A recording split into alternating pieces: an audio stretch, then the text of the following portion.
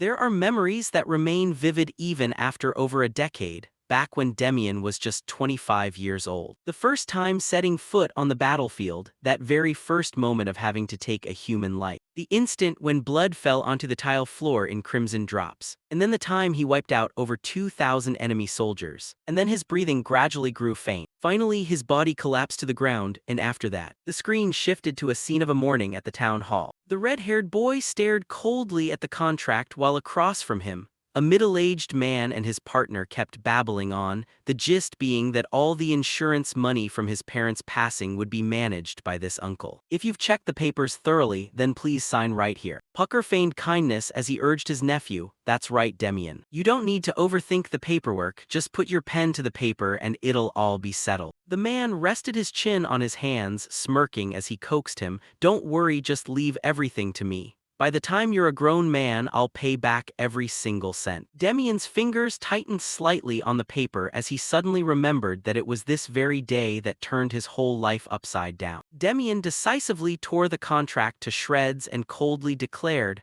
"I will only receive the insurance money through the Imperial Bank and it must be under my name alone." Pucker stared at the fluttering scraps of paper in shock, thinking, "What is this?" Demian added with indifference, "And don't forget to add a special clause. If anyone else comes to withdraw the money without my proof, signature, or documentation, under no circumstances are you allowed to release it." His gaze was firm and steady, leaving no room for refusal. Pucker was so angry that his hands began to tremble violently. The man grabbed Demian by the collar, shouting, "What the hell are you doing, you little brat? Just sign the damn thing and quit being so difficult." Expecting the boy to be apologetic, Pucker was stunned when Demian smirked and muttered to himself, "I was actually worried he'd fake being nice and try to brush it off." Before Pucker could finish cursing about what the hell was going on, a punch flew out, sending him rolling across the floor. Demian smiled with satisfaction, praising him, "Thanks, uncle, for keeping that same miserable face I remember so well." As he turned toward Dalek, the man immediately recoiled in fear. Dalek scrambled to dig through his bag, stammering,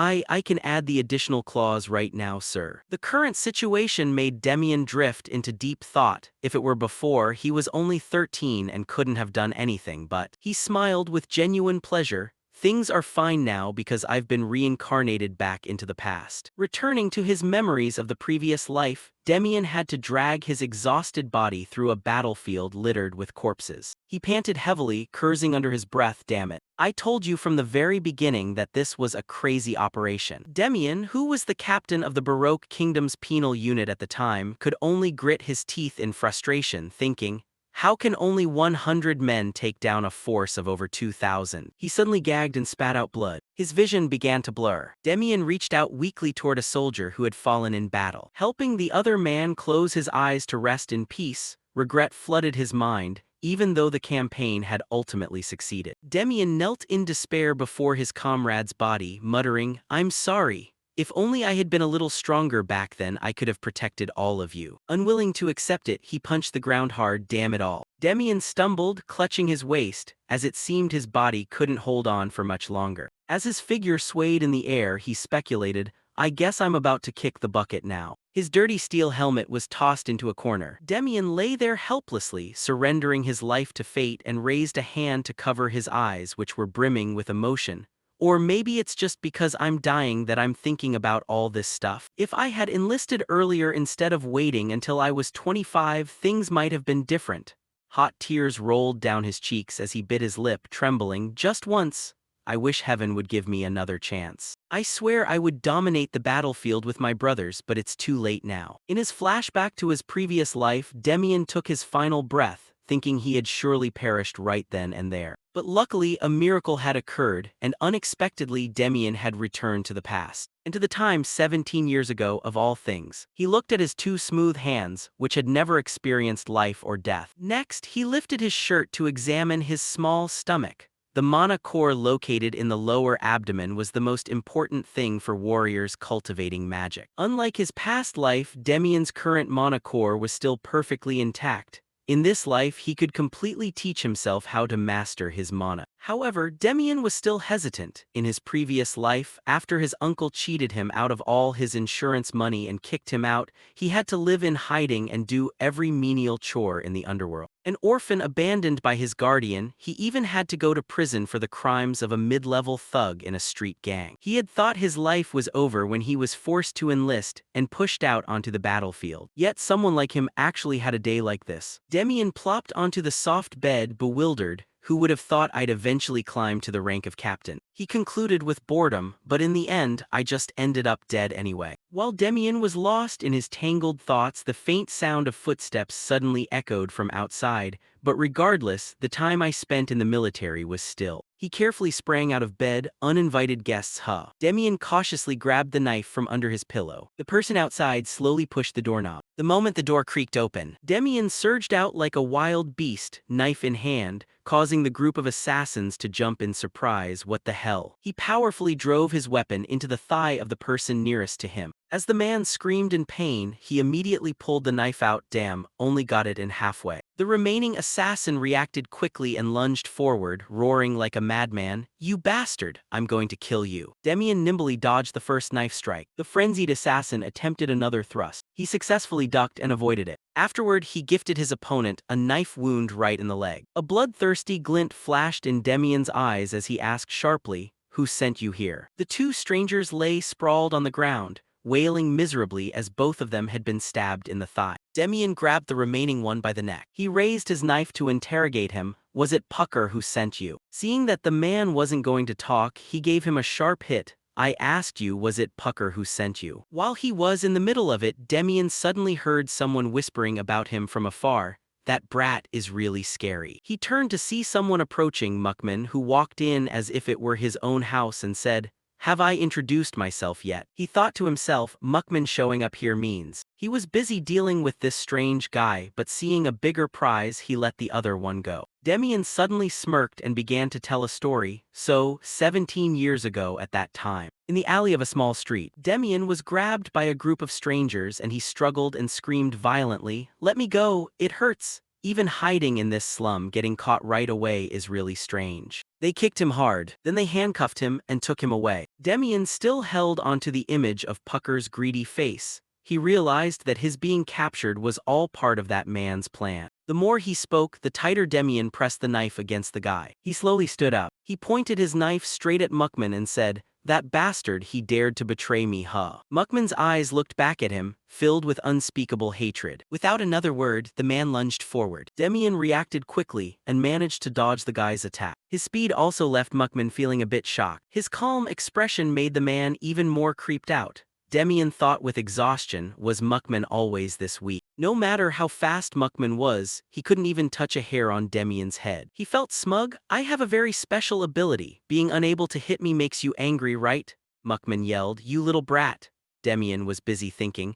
After going through thousands of beatings and dying and coming back to life 100 times, at some point I started to see through all of an opponent's moves. Impatience was clearly visible in the man's eyes, and at the very moment his enemy was about to strike from his eyes. Demian scanned every gesture of Muckman, the direction he placed his feet, the angle of his waist, waiting for the movement at his shoulder. By the time he made his move, he had already predicted it 10 seconds ago, so he dodged even more smoothly than a dancer. It was all obvious that he was aiming for his head. Muckman was furious but couldn't do anything. The more the man lost his cool, the easier it was for Demian to predict him. This little rat is too obvious. Luckily, he managed to grab Muckman's wrist. The sword was knocked far away. Muckman lost his weapon and was at a disadvantage. He wanted to blow up the whole castle just to get it over with, as there was no saving it now. "You bastard." Taking a stab to the flank left Muckman with no strength to resist. The man couldn't believe it. "No way. No matter how you look at him, he's just a kid. How could he?" Demian found it annoying, so he pulled the knife out to let him die in pain. Muckman could only look up and moan incessantly. He's clearly only 13 years old. He used the coolest expression he'd ever had to ask, "Want to know how I blocked you?" Demian proudly held up the knife. "It's nothing big, it's just that I saw everything you were aiming at. You just lifted your hand and I already guessed everything." Muckman's face was as green as a monkey's butt, and after hearing that, he was so angry he wanted to cough up blood.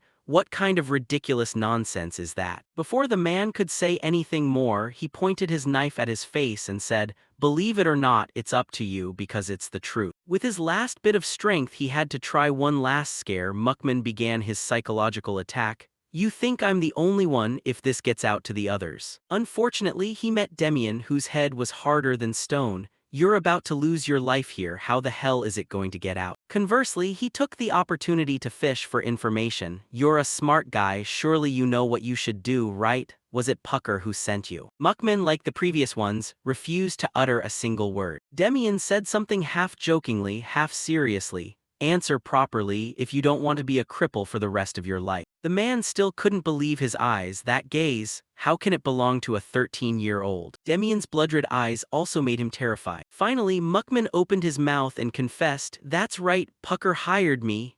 Before he could say more, he shouted him into silence. "All right, that's enough." Muckman still didn't understand what was happening. "What do you mean?" Then a basic expert-level slash. His throat was cut like a chicken being prepared for dinner. Demian turned away coldly. "That's right, even if I leave, I still have to clean up the mess first." He thought to himself, "Living to 30, one of the few things I learned is to limit making enemies as much as possible. But if by any chance you already have enemies." He locked their bodies in a room, and he had to stomp them into the ground so they couldn't even raise their heads again. At a small house located deep in the forest, Montauk looked at his watch and speculated, "At this hour, things over there should be finished." Pucker seemed to be frustrated with Demian. "You bastard, come here." Montauk was still boasting. "Once I finish this, I'll drag him here, don't worry, sir." He said to the man, "To capture a little brat, you have to mobilize me too. You must be furious, huh?" Pucker slammed his hand on the table, his face bruised. "It's all because of that bastard that I..." Because he was so agitated, he felt a sharp pain in his head. "Wait." He stopped talking and turned to reassure him that he would settle it immediately. "Just wait a little longer and don't you dare use the excuse that I arrived a little late to try and cut my pay." No sooner had he finished speaking than there was a sound of the door being pushed open. Montauk thought, "He's here, huh?" Pucker was burning with impatience. "I just want to mince him up immediately, but the insurance contract is in the way." He thought angrily, "Just need to settle that contract and I'll deal with that little brat." As soon as the door was pushed open, a knife was thrown in. Montauk's face darkened. "How can this be?" The knife was driven straight into the ground. Pucker saw this scene and was also terrified. Montauk seemed to discover something that wasn't right. Did it fail? Demian walked in confidently. The man asked, "Are you Demian?" He also replied kindly, "That's right, you lackey." Seeing himself being called a lackey, Montauk was a bit puzzled. Demian glared at him and said, "Aren't you just the lackey of the fat pig standing behind you? That's why you're so obedient to his orders, right?" Montauk called out loudly, "Hey, Pucker." He blatantly extorted money from him. "I have to triple the fee, you know." Pucker screamed, "Triple?" "While negotiating with Pucker, my side suffered heavy losses, so that's only natural." He pulled out his sword to deal with Demian. Montauk's years of observation in the business told him, "See the blood stain on the end of that stick." He raised his sword and faced Demian without the slightest fear. "Looks like there's a variable outside of my expectations." Pucker's face drained of all color. The price he had to pay made his heart ache, but triple is. Sensing the hesitation, Montauk pretended to lose patience and made a gesture of sheathing his sword. "Then I'll withdraw." Witnessing that action, the man was extremely panicked. "Wait." Pucker stood frozen in place, his eyes filled with hesitation and fear as he stared at Demian on the opposite side. A dense, suffocating wave of killing intent radiated from his body, thick enough to stifle the very air around him. After a moment of intense inner turmoil, he finally gritted his teeth and made his decision. "I'll pay 3 times the amount." Even though his heart ached at the loss of such a large sum, he had no other choice. If Montauk left now, he was a dead man. Seeing that his extortion attempt had been a complete success, Montauk flashed a smug, triumphant smile. "Deal." He immediately put on an innocent face, shrugging nonchalantly as if he were just a bystander to the conflict. "Look, even though my guys got handled, I don't hold any personal grudges, it's just business, right?" Demian didn't even bother to give him any respect, staring back with cold, dead eyes. "Well, I have a grudge. Because of you lot." The savage roars of the men still echoed in his ears. "You little brat, once I catch you, you're as good as dead." The bone-deep agony that had clawed at his body and soul back then, Demian would never forget it, not even in death. He had spent the first half of his life living like trash in the slums, and on top of that, his mana core had been shattered. It was from that very moment of darkness that he swore to himself he would have his revenge at any cost. He was never going to let them off the hook that easily. His hand tightened around his spear. So don't ask why, just die. Being looked down upon with such arrogance by a junior hurt Montau's pride deeply. You little brat with an attitude problem. The razor-sharp spear tip suddenly shifted direction, aiming straight for the vulnerable spot between his opponent's legs. This vicious move terrified him and he didn't dare take another step forward. This son of a bitch, he's aiming for my crotch, he's definitely not someone to mess with. Demian immediately dropped into a combat stance, gripping the spear shaft tightly with both hands to form a perfectly straight line. The sound of clashing weapons rang out sharp and piercing, echoing off the four walls of the room. Facing a relentless barrage of sword attacks, Demian was forced to continuously retreat to break out of the pincer move. Seeing his opponent occupied with defending, Montau immediately resorted to his dirty tricks, the moment he's distracted guarding his face. A perfect vision of victory had already been mapped out and manifested in his mind. I'm going to slash his thighs to shreds. Montau's free hand shifted, gripping his sword blade to prepare for a lethal killing blow. Just as he had calculated, Demian slightly tilted his head to the side to dodge the direct punch. He poured every ounce of his remaining strength into a powerful thrust of the sword, aiming straight for the boy's thigh. Here is the real trick. However, the subsequent turn of events went completely off course, causing Montau's heart to skip a beat. With just a light, graceful step in his footwork, he easily sidestepped the incoming sword tip, the trick of using the dagger in the right hand as the main attack. Demian utilized the butt of the spear. He struck powerfully at the vulnerable pressure points all over his body. He glanced coldly at the man standing frozen in shock and sneered, I knew exactly what you were doing from the very beginning. Montau's jaw clamped shut with an audible click. Damn it, you little brat. The veins on his forehead and temples throbbed violently and spit flew as he let out a bestial scream. I'm going to kill. However, before the threat could even leave his throat, an intense, searing pain washed over him, choking his words. The pressure points that had just been struck by Demian's spear tip suddenly began to tear open. All of Montau's strength drained away. He stared coldly down at the defeated man collapsing pathetically at his feet. You might be stronger than a piece of trash like Muckman, but at the end of the day, you're nothing more than a street thug. After finishing off the obstacles in his way, he finally shifted his gaze toward the true objective of this trip. Witnessing the entire horrific scene, Pucker was shaking uncontrollably from head to toe. Demian, wait, let me explain. Ignoring those useless, babbling pleas, he stepped closer, one step at a time. The fear of imminent death caused the man to completely lose his grip on reality, his hands flailing wildly at the air. Don't come any closer. A piercing, desperate scream echoed through the dense forest before dissolving into the silent, late-night air. A significant amount of time had passed since that bloody night. In a quiet office, a voice spoke up. Mr. Demian, I will go ahead and deposit a total of 6 platinum coins and 650 gold coins into your account then. The first thing Demian did after cleaning everything up was to collect his insurance money. He carefully checked the terms in the ledger while replying in a low voice, I understand. After completing the necessary paperwork, he stood up and bowed politely to say goodbye. I'll leave everything to you. The man opposite him quickly placed a hand over his chest, bowing slightly in respectful return. Yes, thank you for your trust. Following the boy's retreating figure, the man hesitated for a moment as if debating something before boldly asking, If I may I ask where you are heading next? Looking at his carriage, it seemed as though he was going quite a long distance. Demian had no intention of hiding his future plans. I'm planning on joining the military. This blunt answer was completely outside of anything he had anticipated. Joining the army, you're certain? Yes, because there are a few people I need to meet. On the desolate dirt road, there was only the steady rhythm of carriage wheels thudding against the ground. Demian sat inside the wagon, watching the scenery recede behind him. Thinking about the events of the past, the corners of his mouth unconsciously curled up with nostalgia.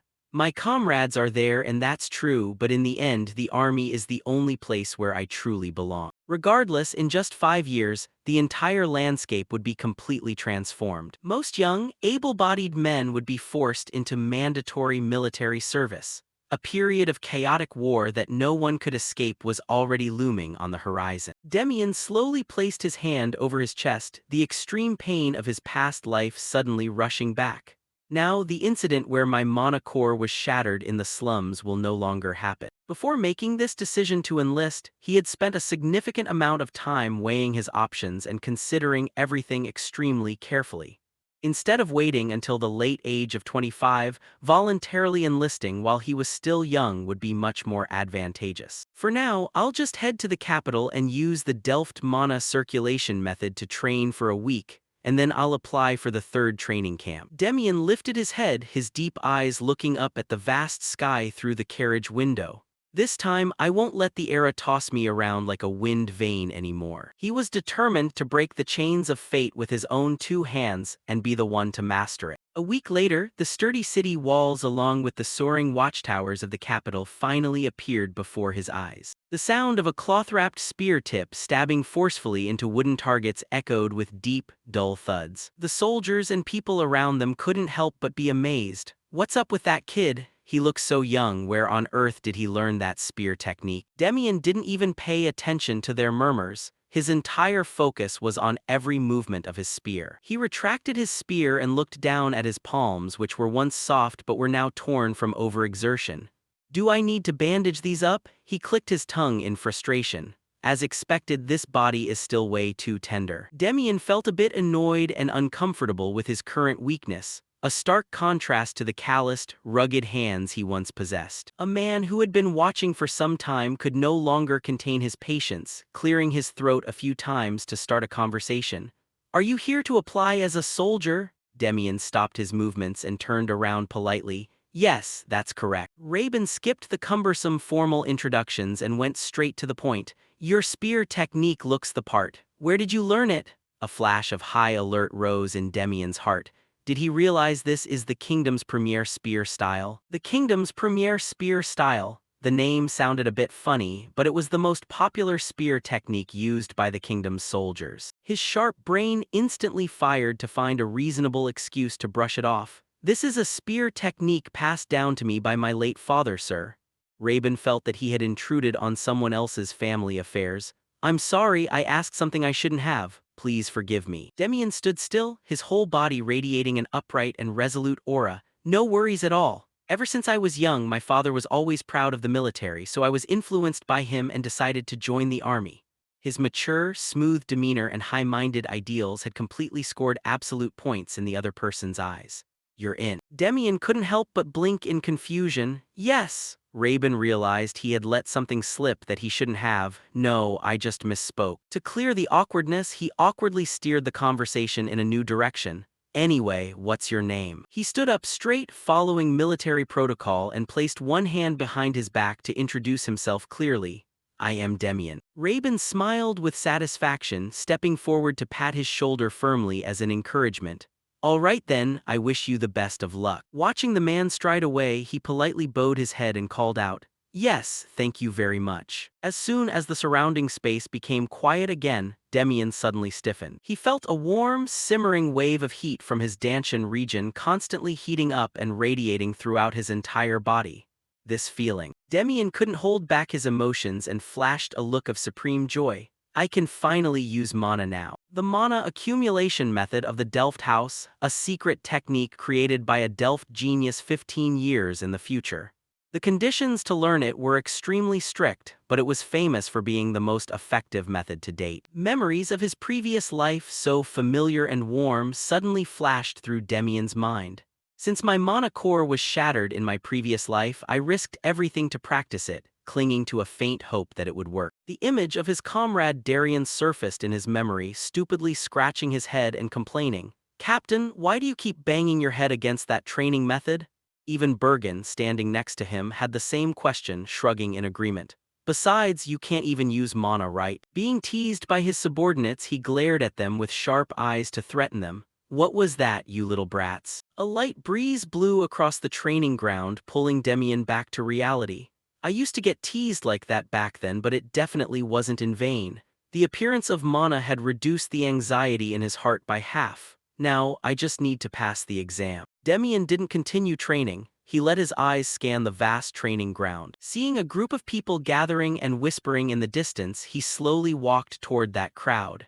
And that reminds me, I wonder if he was in this third training camp too. Demian smiled slightly when thinking of his comrade who had been through life and death with him in the past, his heart full of expectation.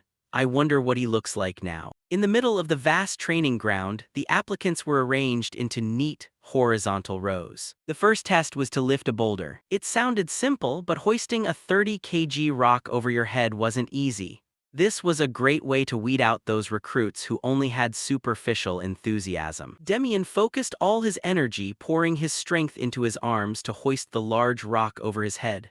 "Come on!" The person in charge standing next to him immediately recorded it in the book and announced loudly, "Candidate Demian, pass." A few drops of sweat ran down his cheeks, but Demian's face didn't change color. Once he reached 1-star mana, this challenge was nothing. And with that, the first test concluded. The next part was. Gappo took a deep breath to catch his wind, then used his thunderous voice to shout to the entire field, "All right, on to the second test." Demian stood among the crowd of large, muscular soldiers, remaining silent to listen to the announcement. The endurance run officially begins. Gappo began to explain the rules concisely. The time limit is 1 hour and 30 minutes. You must complete the course before time runs out. Bumping shoulders with other candidates and minor collisions are allowed, but you are absolutely forbidden from attacking each other. He had already known about this rule from his previous life and immediately saw through the plot hidden behind the seemingly humanitarian regulation. Because of that rule, there are definitely examiners disguised as runners in the crowd. Sure enough, when he scanned the field, Demian noticed a few individuals who possessed an aura and momentum that were quite different from the rest.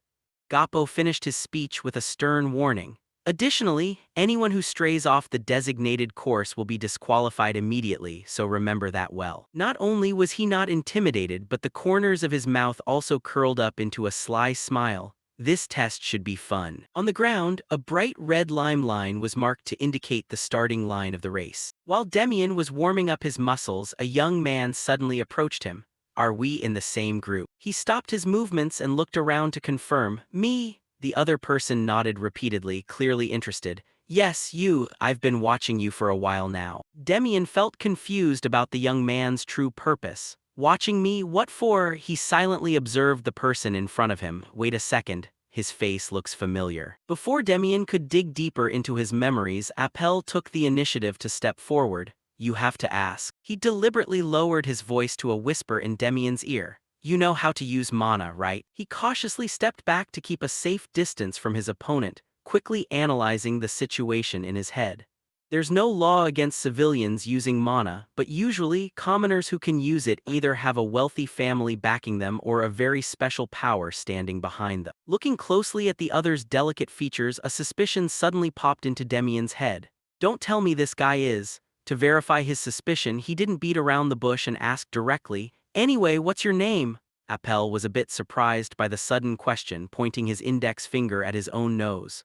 "My name." Right after that, he regained his natural demeanor, placed a hand on his chest, and introduced himself clearly. "I am Appel." Even though he had imagined it to a certain extent, hearing that name with his own ears still left Demian shaken. Appel. Was he at this training camp? The person who became a general and was titled an earl at just 30 years old, a legend among legends. For Demian in his previous life, that name was like a bolt of lightning to the ears. He was one of the most successful commoners in history. Everyone admired him. Appel proactively extended a hand, expressing his desire to become friends. "Anyway, there aren't many people our age here, so I'm a bit bored. Let's do our best." After realizing the other's illustrious future status, the defensiveness in his heart quickly evaporated. "Yeah." He reached out comfortably, firmly grasping Appel's waiting hand. "Well, since he's being so friendly, I don't see any reason to be harsh." After all the candidates had finished their warm-ups, Gappo held a megaphone in one hand. "Everyone, get ready." The moment the sound of the starting trumpet rang out, hundreds of people simultaneously surged forward. Within a few short breaths, Demian kept a moderate pace and was overtaken by the group behind him. Watching their long strides and wind-whipping speed, he secretly mused, "Are they planning to go all out right from the start?" Other candidates in the crowd also realized the anomaly in the lead group too late. "What is that? What the hell are they doing?" The group of disguised examiners had gathered, creating a solid horizontal line blocking the path of the candidates. Let's go. The candidates behind them struggled to catch up while whispering, "It looks like that's the wall of lament. I heard that getting past them is the real challenge of this test." Appel, running alongside Demian, heard this and asked skeptically, "Then wouldn't it be better if we just stick to their tails and pull ahead in the last minute?" Demian maintained his steady breathing while running. That's clearly a smart tactic, but he suddenly stamped his foot down, his body launching like an arrow leaving the bow. "Too bad that's not my style." Demian's sudden, bold burst of speed left Appel completely shocked. At the head of the race, the examiners were still maintaining a very stable and relaxed pace. Just keep it easy and save your energy. After all, the real race only starts in the last 10 minutes. "Yes, sir, understood." Black's sharp ears suddenly heard fast, heavy footsteps approaching from behind. "At this rate, by the time we reach the finish line." Startled, he whipped his head around, only to see a small silhouette flying toward them. What crazy kid is that? Jian was also distracted by the sudden, heavy footsteps. Another suicidal kid popped up this year. Black saw this and warned him just to be sure, "Don't hurt him, just hold him off so he gets scared." He massaged his bulging arm muscles and flashed a devious smile.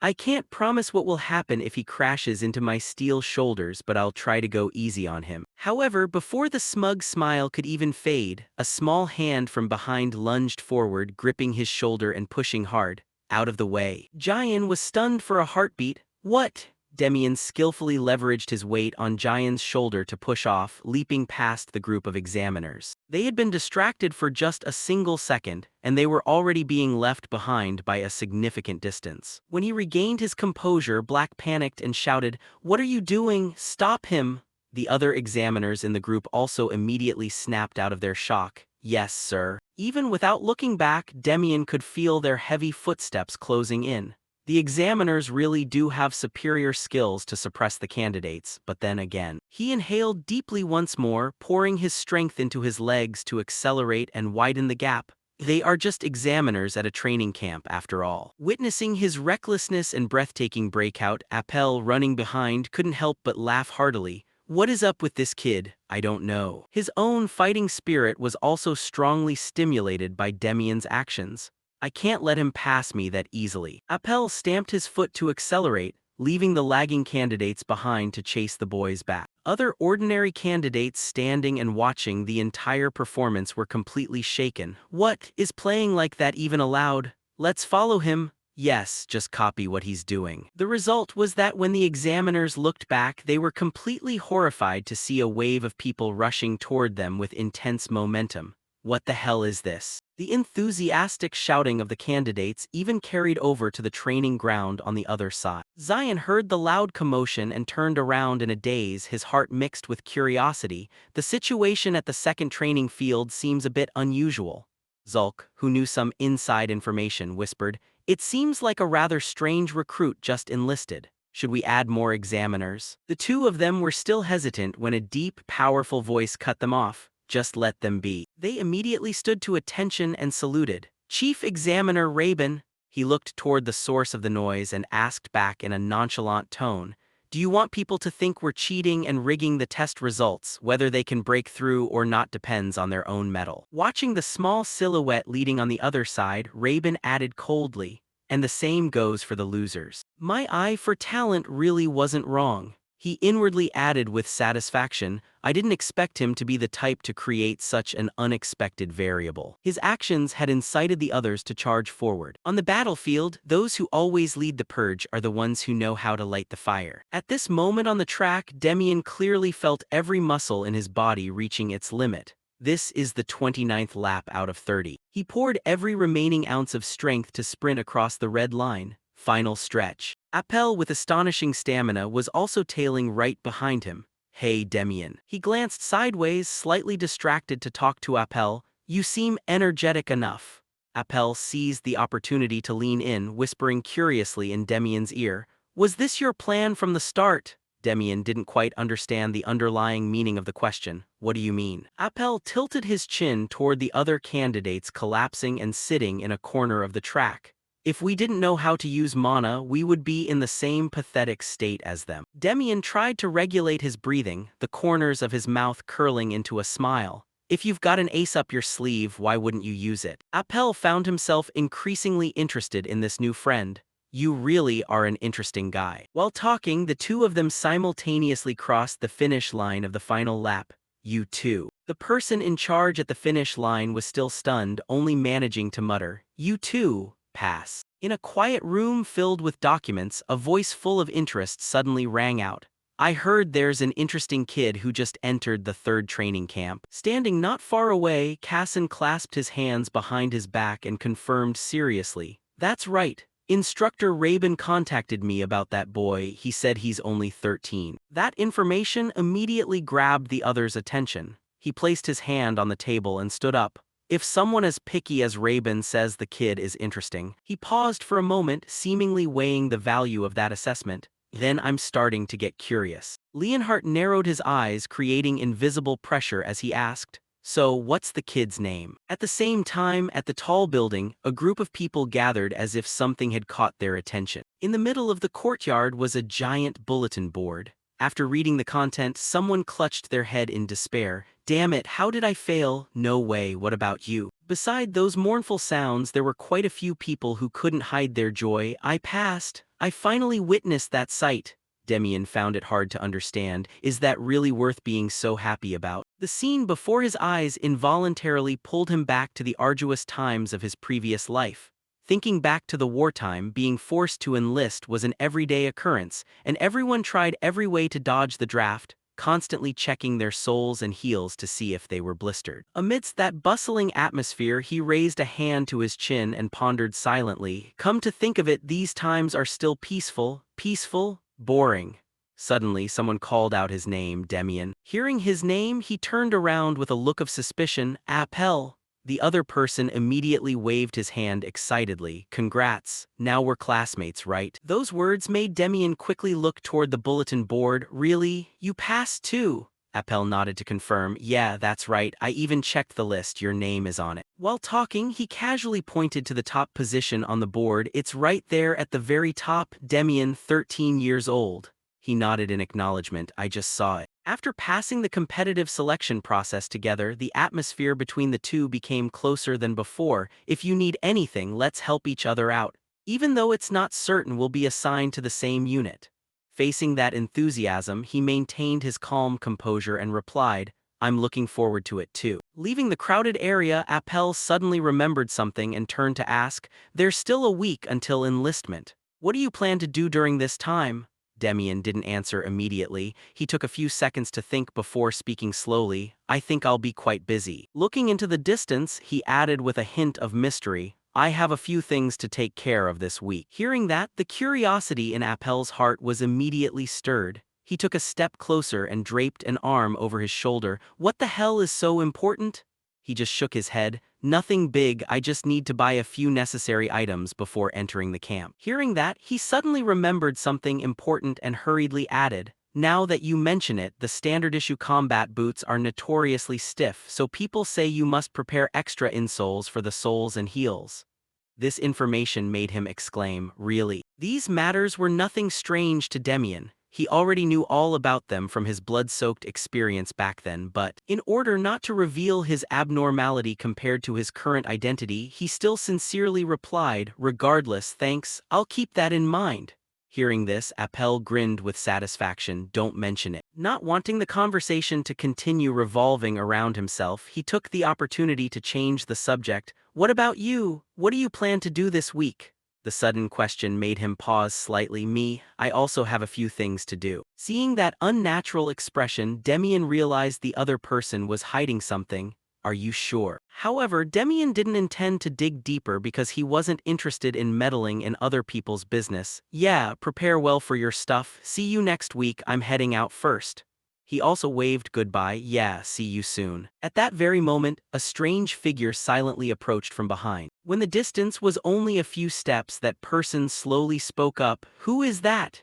Hearing the familiar sound, Appel immediately turned his head. Alan. He involuntarily recalled the conversation between the two not long ago. Demian, why do you want to join the army? This made him a bit surprised. Huh. Seeing that reaction, he continued to explain what had been bothering him since earlier. If you can use mana to this extent, you don't look like an ordinary person at all. Hearing that, Demian glanced to the side and casually retorted, are you subtly bragging that you're not an ordinary person either? That blunt counterattack made Appel only able to offer a forced smile. Does it sound like that? Footsteps kept echoing on the ground. After a few moments of silence, he replied, because this is the only place I belong. Remembering that dialogue, Appel's lips curled up involuntarily. He was the same, surely he also had his own private sorrows that he couldn't speak of to others. Afterward, he turned and muttered to himself, I just have a feeling this is someone I'll be bumping into for a long time.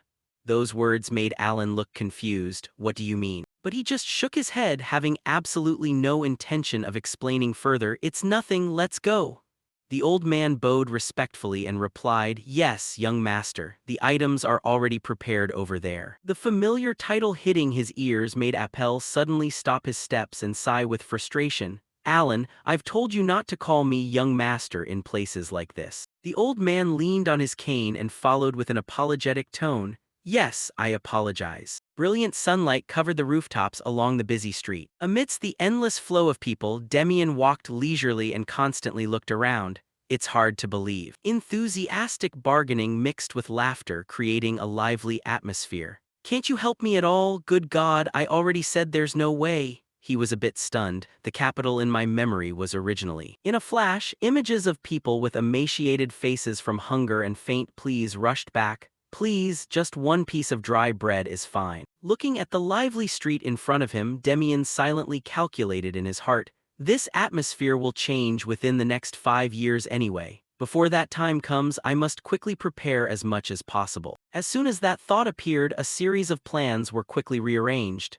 To do that, first I need to find the Weak Trading Company. When the era of war arrives, various weapons and practical artifacts on the battlefield, along with food, will become the most important things. That is when the role of merchant guilds becomes core. This made Demian suddenly remember something. In the past, the richest trading company on this continent was the Weak Trading Company. Amidst the rolling mountain ranges stretching to the horizon, a military unit was temporarily setting up camp to rest after many days of continuous marching. The quiet atmosphere was quickly broken when a soldier rushed over from afar. Captain, it seems like relief supplies are being transported over there. Looking towards a wagon train approaching, the man was suspicious. Isn't that the Weak Trading Company? Hearing that, Tyson also observed and slowly spoke. Rumor has it that they are the wealthiest guild currently. That remark immediately made the person next to him dissatisfied. Damn it, while our side is out here risking our lives on the battlefield, they are. However, before the conversation could go any further, Demian cut in. If not for the wheat and weapons they sell us, you also know they are donating for free, right? Hearing that, he looked embarrassed. I know, I just feel a bit bitter. Speaking of which, his gaze shifted back to the carts full of supplies being transported. But constantly doing charity with such large sums of money isn't easy. Pushing that story aside, Demian loudly called his teammates. Everyone, come and receive the relief supplies.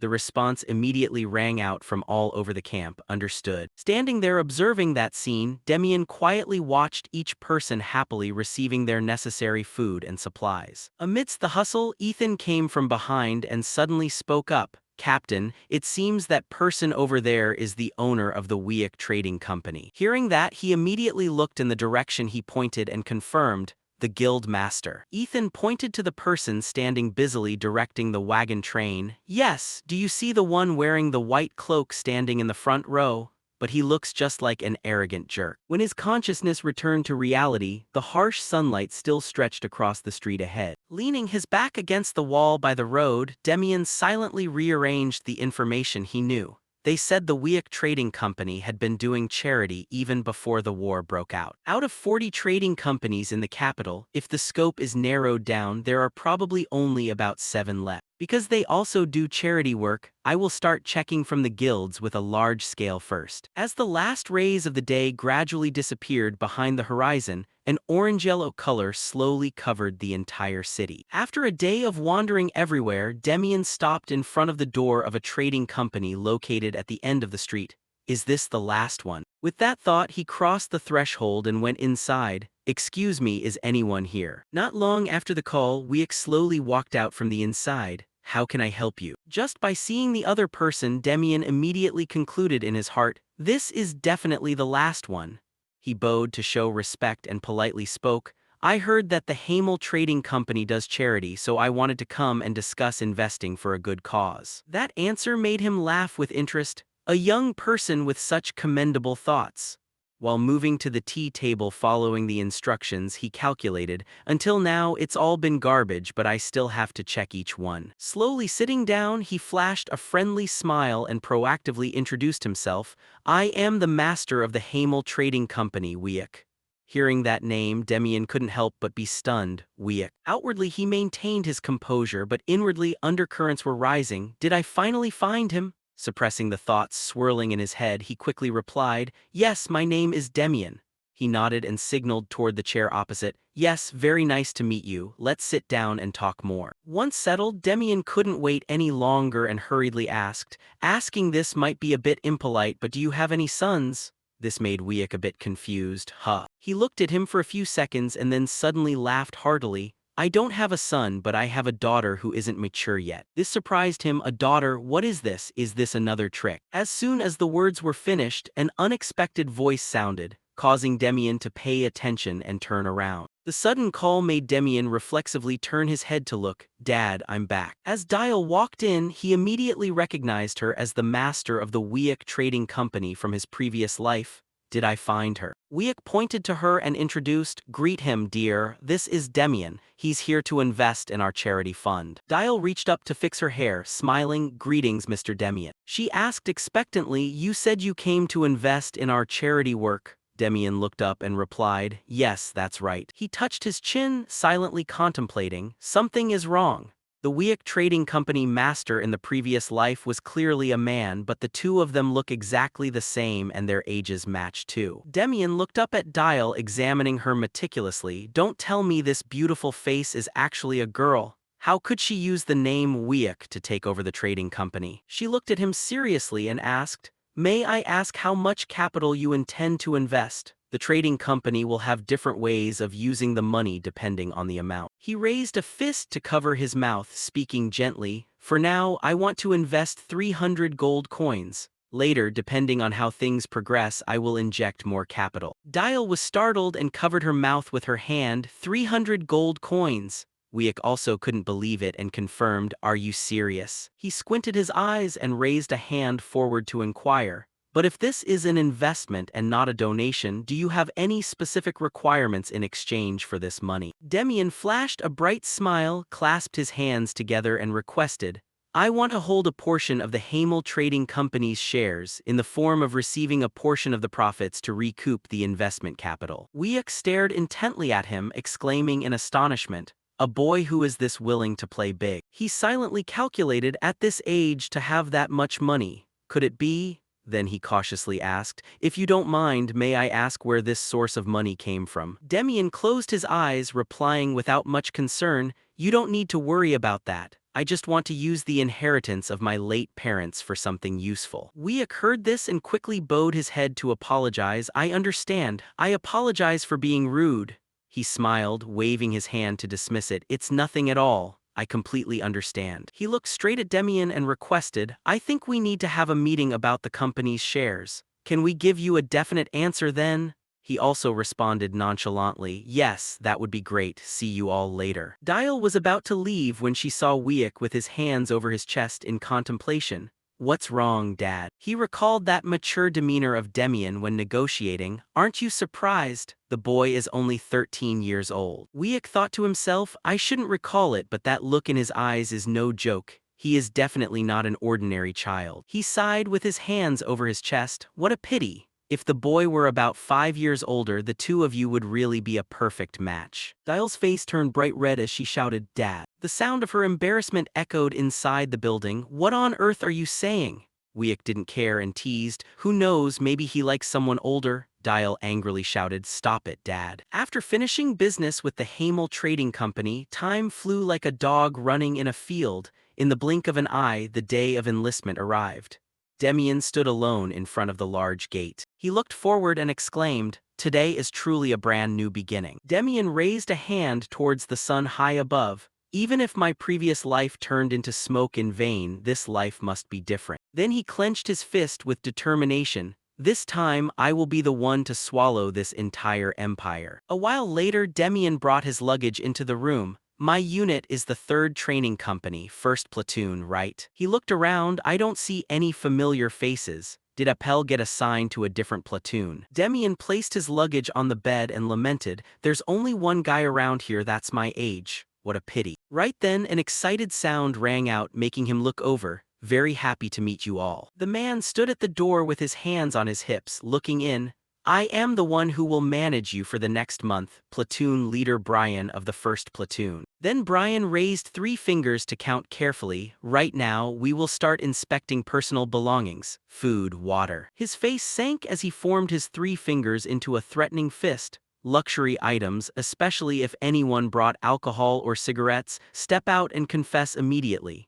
Anyone I catch hiding them will get to taste them in a very fun way. Demian watched those on the neighboring beds begin to panic, crying out, I quit smoking but I accidentally packed some. Or the shopkeeper said bringing alcohol wouldn't be caught. He looked in that direction and sighed inwardly, You idiots, if you buy it, hide it well, otherwise don't bother bringing it. Brian walked over and shouted coldly, Dump all your belongings out right now.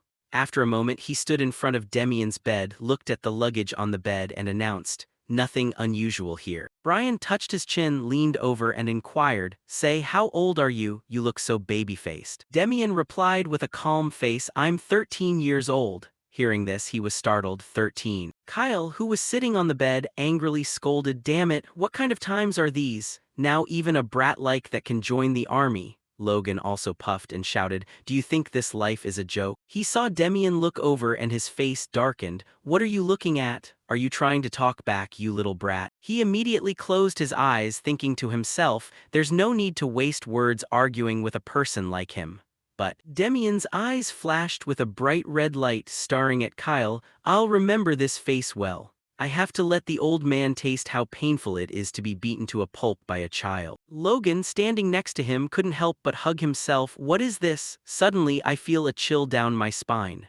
Brian's voice rang out, You there? He walked up to him and demanded, Dump your entire backpack out for me to see. Logan heard this and explained in terror, This is everything, sir. Brian's face sank, leaning close to him. Do you need me to personally search your bag? Logan panicked and took everything out of his basket. No, I don't need that, sir. I'm dumping it out right now. This, and also. He stood with his hands on his hips, threatening coldly, I'm warning you in advance, whoever dares to hide things and gets caught by me with contraband. The group thought of Brian's words and turned pale. Get ready to run around the training field all night. He looked at the people around him and urged, Hurry up and dump it all out. Demian saw this and felt extremely gratified. Serves you fools right. A while later, Brian stood with his hands on his hips and walked back and forth, announcing, That finishes the personal belongings inspection. He turned his head to look at the group, announcing, Now I need to appoint a temporary student platoon leader to command the soldiers whenever I am absent. Brian reached into his pocket and took out a paper to check. Let's see. Right when he saw that paper, he exclaimed in surprise,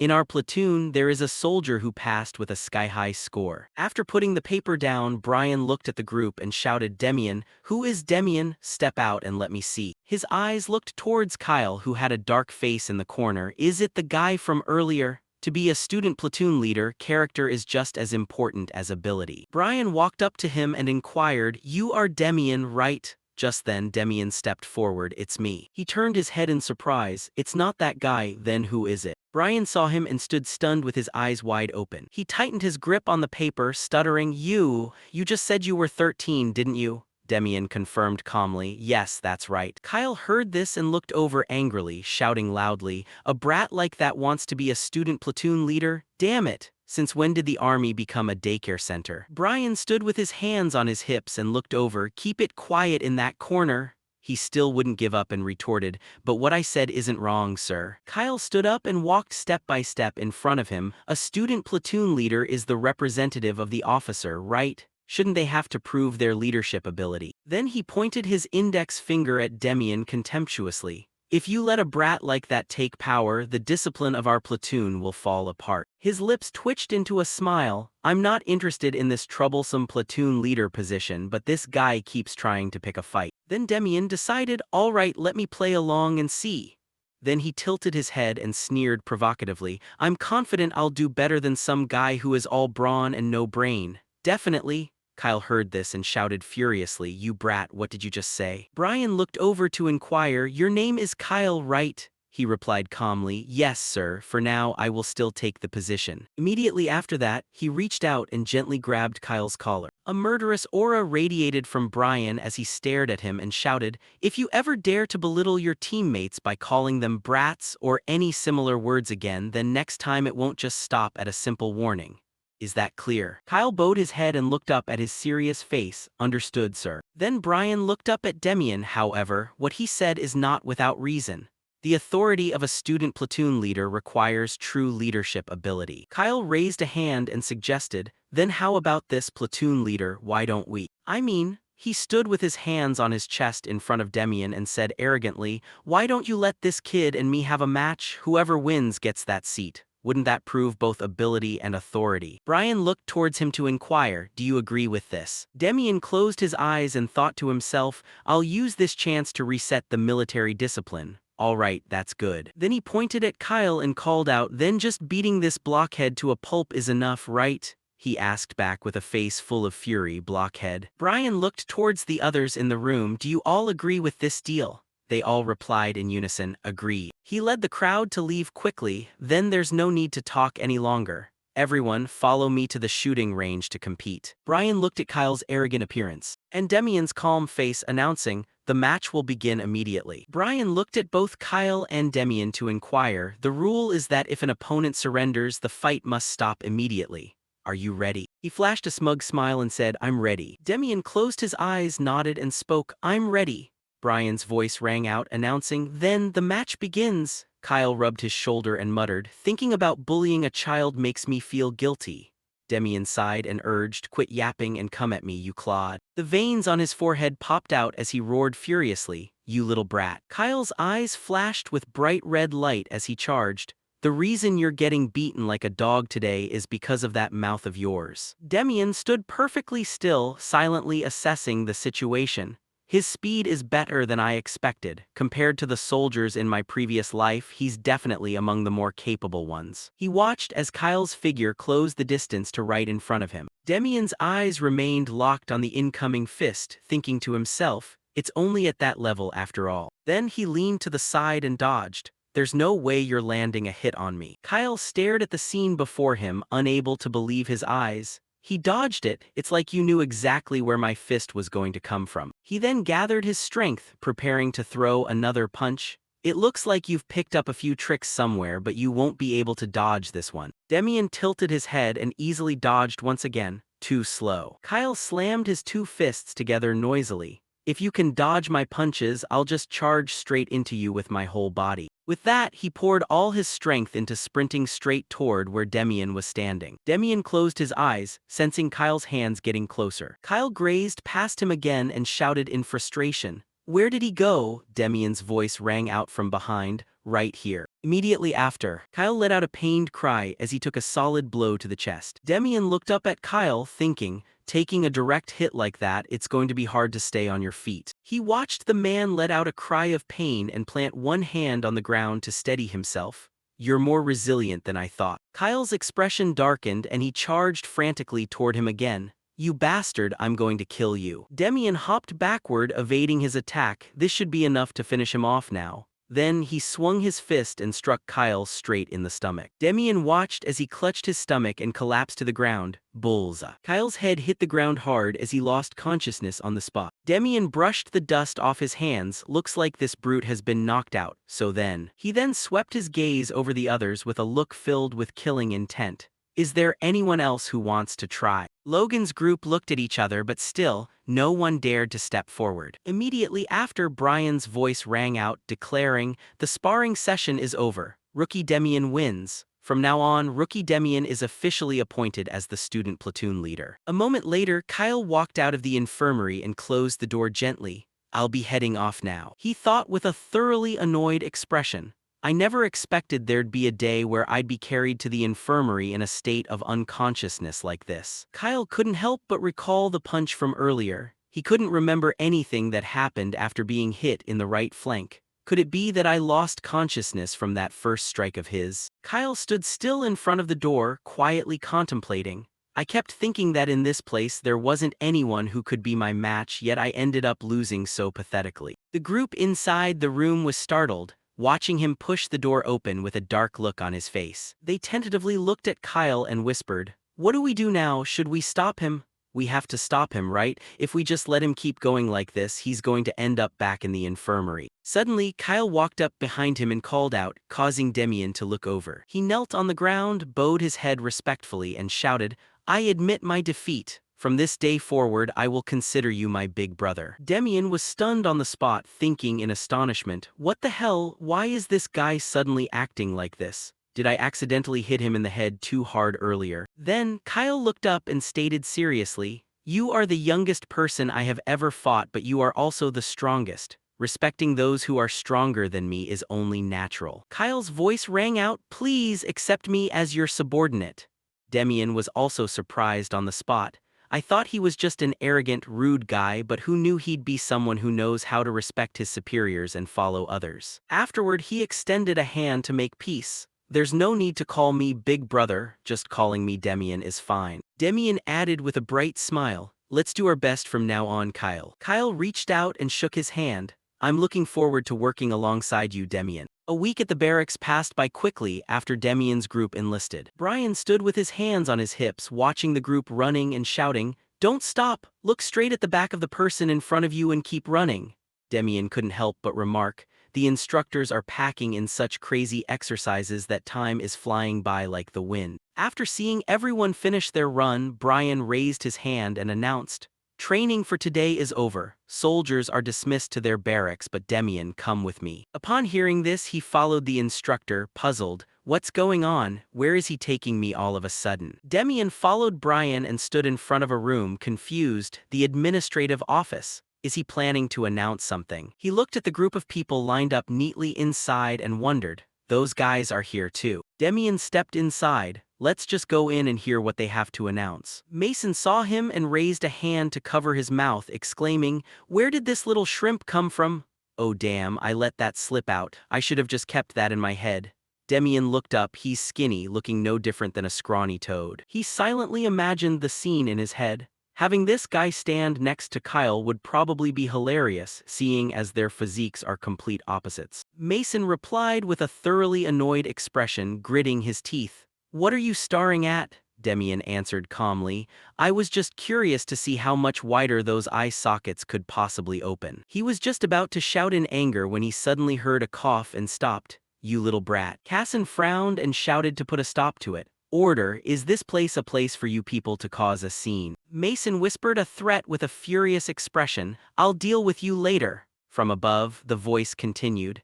"It seems like all the student platoon leaders and soldiers from every unit are gathered here now." Casson looked straight at the group and explained, "The reason I've called you here today is to announce that the platoon matches will take place next week. This is an extremely important midterm assessment for the platoons, so all platoon leaders and soldiers must lead their units to prepare well. Is that clear?" The soldiers below clasped their hands behind their backs and replied in unison, "Yes, sir." Casson spoke up to dismiss everyone. "All right, dismissed. Return to your barracks." Mason walked up beside Demian and yelled, "Hey, you little brat." He raised his fist high and threatened loudly. "You little brat, you don't know how to watch your back, do you? Be careful or you'll get beaten to a pulp one of these days." Gerard walked up from behind, seeing this, and mocked him. "He's the one who doesn't know how to watch his back, isn't he? We're all student platoon leaders here, after all."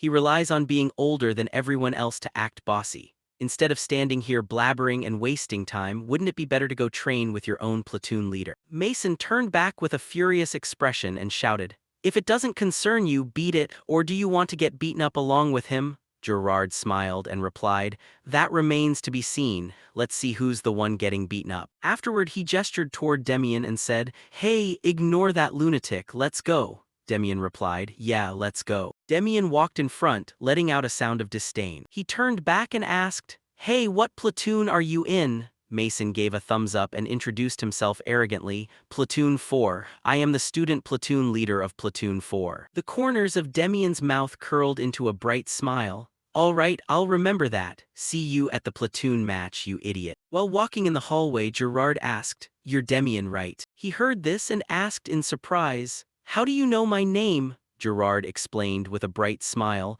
"I've been hearing your name constantly from that guy Appel in my platoon. I heard you placed first in the practical skills exam." He looked toward Demian and officially introduced himself. "I am Private Gerard, student platoon leader of Platoon 3. The upcoming platoon match will depend on your abilities." Demian rested a hand on his hip and replied, "No worries at all." After returning to the room, Demian shouted seriously, "Attention, everyone." Kyle stood up and walked toward him, asking, "Demian, what's going on?" Demian's voice rang out as he explained, "In 1 week, there will be a platoon match between the units and we." He thought of that victory flag and declared that they must win first place at all costs. Demian clapped his hands forcefully, "And there is one thing you guys must remember, among the 3 teams we will face." He stretched out his hands and added, "We will completely crush Platoon 4 especially." Demian made a throat-slashing gesture with his thumb and warned, "The platoon leader of Platoon 4, we have to beat him up even worse. Is that clear?" Demian looked at the group gathered in front and thought, just entering the 2nd week of training, the atmosphere on the training ground has already completely changed. The instructor looked at the documents in his hand with a serious expression. "The goal of the military is to win the competition, and starting this week you will learn about battle formations, the most important thing during the match." He narrowed his eyes and looked down at the crowd, reminding them, "Even though this is a team competition, we will still be awarding extra points to individual soldiers who demonstrate excellent skills. So, do your best to show them off." The group shouted in unison, "Yes, sir." Demian couldn't help but contemplate, extra points? That sounds good. Who in the training camp doesn't want high points so they can be assigned to the branch they like? The corners of his mouth curled into a happy smile. "Well, I'll just try my best and see." Afterward, Lalan gestured in the air, "Today, we will learn the triangular formation, an offensive formation specialized for piercing enemy lines." Demian thought, a triangular formation, huh? Information about it immediately popped into his head. This formation has extreme destructive power like a giant arrow. But its weakness is that if the spearhead collapses, the formation behind it will also fall apart. Demian looked at Kyle beside him. "Even so, if the person leading is strong enough, it will create a destructive force. Luckily, my team already has a guy who is perfect for the spearhead." Immediately after, Lalan stood with his hands behind his back and announced, "Now, we will practice the triangular formation right away. Split into 2 groups and hurry up and form a triangle." Demian looked at the instructor and said to Kyle, "You go to that side, I'll command the formation here." Kyle scoffed, "I won't lose this time." He walked in front of the group and waved his hand. "All right, everyone, come here. I'll show you a tip about the triangular formation that the instructor just explained." Kristen asked with a suspicious expression, "What tip? Have you ever done this before?" Demian answered calmly, "My father used to be in the military, so I've learned about it." The whole group leaned in to listen as he began to explain. "The guys on the other side will definitely form the exact same triangular formation the instructor talked about. And when they charge forward." Adrian clenched his fist and shouted, "That sounds awesome." Kristen also raised his fist and smiled brightly, "Let's try it out." Hearing this, Demian stood with his hands on his hips and yelled, "Those of you who are strong, stand right behind me, and the shorter guys, hold your shields to protect the outer sides." He gripped his shield tightly, turned back and reminded them, "Remember to hold your shields high, at least up to your heads." The group replied in unison, "Understood." Demian looked toward the opposite side. "They look like they're preparing their defense really well, but whatever they do will be useless." He concluded lightly, "I'll just pierce straight through." Afterward, he turned back and commanded, "Don't decrease your speed, let's settle this in one charge." Lalin waved his hand and commanded, "Match begins." The instructor's voice rang out, "Left foot." An excited roar rang out, "Left foot." The sound of noise rang out across the field. Demian looked over and smiled slightly, thinking, doing this for the first time, it's pretty good that they can hold that defensive stance. They're moving forward without breaking formation at all. He frowned tightly. "All right, I'm about to approach Kyle's formation." He then yelled loudly to urge them on, "Speed up, brothers." On the other side, Kyle's group marched in rhythm, constantly shouting, "Left." Purple light radiated from Demian's body. "Now it's my turn to make a move. When we were practicing endurance and stamina, I didn't even bother using mana." He silently thought to himself, "But in moments like this I have to bring it out." He let out a shout. He used his shield to collide forcefully with Kyle's shield. Demian pressed hard on his shield and shouted excitedly, "Push hard, drill into the gap just like we planned." He calculated in his head, "If I target the opening instead of charging straight at him, the opponent will be confused for a second." At that exact moment, a voice shouted, "Someone stop him." Demian's eyes lit up as he stared toward the back. "Let me do it." He looked at the gap that had been created and yelled, "The opportunity is here." Immediately after, the long sticks from Demian's side simultaneously struck the knees of the people opposite them. Logan was knocked backward, startled. "What the hell is this?" Kyle turned his head to look at the group that was constantly falling and shouted, "What the hell are you guys doing? Get up." He turned his head toward this side and yelled, "Damn it, I'll deal with you first." Immediately after, Demian charged forward with his shield. "Kyle, have you forgotten that your opponent is me?" Kyle's expression darkened and he shouted coldly, "Move aside, Demian." Upon hearing this, he raised his shield to block and asked, "You're telling me to move aside?" He replied with a serious expression, "Yes." Right when he saw Demian beside him, he shouted, "Huh." Immediately after, he gently used his strength to shove, causing Kyle to fall. Demian looked down from above and said with a smile, "Kyle, your build is great, but you need to learn how to use your strength at the right time and place." Lalin stood in one spot, watching the battle situation. "That kid is much better than I thought." He stared intently at Demian's small frame, looking at his build. "It's nothing too outstanding. It's hard to believe he's in the same batch of rookies as the rest of them." Immediately after, Lalin spread his arms and announced, "Stop! The winning team in this practice match is Demian's team." Demian reached out to praise. "Well done, Kyle." Kyle grasped his hand, stood up and said, "Next time I will definitely beat you." Afterward, he asked, "But hey Demian, what strategy did you use?" The people behind Kyle also asked, "Did you deliberately target our opening? How is anyone supposed to block that?" The group surrounded him noisily. "How about we use this move in the platoon matches, Demian?" The sunset dyed the place in golden light.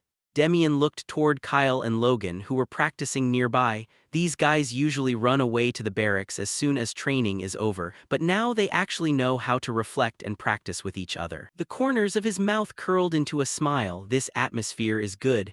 With this pace, I don't need to worry about the tournament anymore." Suddenly, a harsh sound rang out. "That little brat is actually the squad leader of Squad 1. Demian let out a confused sound as he looked over. Hayden pointed toward this side and yelled, "Exactly, look at him standing there commanding training." Aston laughed mockingly. "What's wrong with those people? Why on earth would they listen to a little brat as their boss?" Logan looked over with a dark face. "What did you say, you dogs? Little brat?" Shivo also scolded unpleasantly. "You bastards." Hayden spread his arms to continue provoking them. "What? If you're a child, you get called a little brat. Is there something wrong with what I said?" Aston laughed in agreement. "You can just look and see how pathetic that squad's skill level is." Mason walked out from behind and laughed in contempt. "Forget them. It's not the fault of the people following him, it's the fault of that guy who doesn't know his limits and acts cocky as a squad leader." Demian turned his head and saw him and couldn't help but scold. "It's that guy again. Is he the type who just loves to get beaten up?" Afterward, he shook his head. "Forget it. Why bother getting tired and provoked by a piece of trash? Anyway, I'll just crush him in the tournament." He then commanded calmly, "Squad 1 dismissed to the barracks." Suddenly, a voice shouted, "What kind of tone are you using, you bastards?" Demian looked up and was startled by the scene before him. Logan's group rushed forward with furious expressions, shouting noisily, "If you meet my squad in the tournament, you guys are dead. You bastards, just wait and see until we come and crush you." Kyle pointed at Mason and declared excitedly, Especially you, the squinty-eyed guy in the front, you guys better go prepare your coffins first. Afterward, he was fuming with rage, turned back and asked, "Hey Demian, those bastards you just insulted are from Platoon 4, right?" He was startled and confirmed, "Huh, oh yeah, that's right." Kyle and the others stared at the group and slammed their fists together. "Those bastards, we absolutely have to beat them to a pulp." Immediately after, the group started shouting excitedly, "Even though it's a break today, let's keep practicing. When we face Platoon 4, I'm going to wipe the floor with their faces." Demian looked toward them and mused, "I didn't expect these guys to be this easily provoked, but who knows." He couldn't help but flash a bright smile. This might actually turn out to be easy. That evening inside Morris's office, he crossed his arms and leaned back in his chair, asking, "Have you seen anyone promising among the rookies this time?" Rabin reported seriously, "Yes, sir, there are a few with potential, but two in particular really stand out." Morris immediately picked up the documents to read. "They're both quite young, aren't they? Is there anything special about them?" Rabin explained, "I'm not sure, but it seems like they already know how to control mana." He was startled and asked again, "Mana, do those two rookies have any family background?" Rabin stood at attention and replied, "It doesn't seem like there's anything special about them, sir." Morris looked down, silently calculating. Most people who register for the training camp are commoners. Mana training methods cost a fortune to learn, so for commoners, mana is like a mystical, distant power. He stared at their information and muttered, "Rookie Demian enlisted after losing both his parents, and Rookie Appel's background is just as normal. It's because it's too normal that it makes me suspicious." Immediately after, Morris looked up and asked, "Oh, and tell me, I heard there was some friction between the platoons earlier." Rabin closed his eyes and reported, "Yes, sir. Actually, that commotion involved Rookie Demian." He thought of the group Mason provoking them and explained, "It's because Demian is too young to be a student platoon leader." Rabin remembered Logan's group and added, "So the other student platoon leaders and team members looked down on him, but the people in Platoon 1 were furious, which actually made the whole team united." Morris couldn't help but verify, "You mean the people in Platoon 1 have already accepted that kid as their leader?" Rabin bowed his head and confirmed, "Yes, sir, that's correct." Morris rested his chin on his hand and exclaimed, "Interesting." He raised a finger and gestured, "If that's the case, how about we try this?" He leaned forward to listen to Morris's entire plan. After listening, Rabin was startled and asked, "But don't you think doing that might backfire?" He rested his head on his hand and smiled slightly. "If so, then it just proves that their ability is only at that level." Morris thought of Kyle's group and added, "And if their solidarity is strong enough, trying it once is worth it. So then." His eyes flashed with a deep blue light as he declared, "Increase the training intensity for Platoon 1 and Platoon 4, the ones who just fought with each other, to the maximum for me." Kyle's group was suddenly startled and turned their heads at the same time. "What's going on? Why do I suddenly have goosebumps all over my body?" Inside the room, someone lying on the bed shouted, "We're done for. Why are they suddenly increasing our training hours?" The person next to him replied, "I heard it's only our platoon and Platoon 4 that have to train extra as a punishment." Remembering today's training, Carter gritted his teeth and complained, "They said we have to do crawling drills on top of everything else."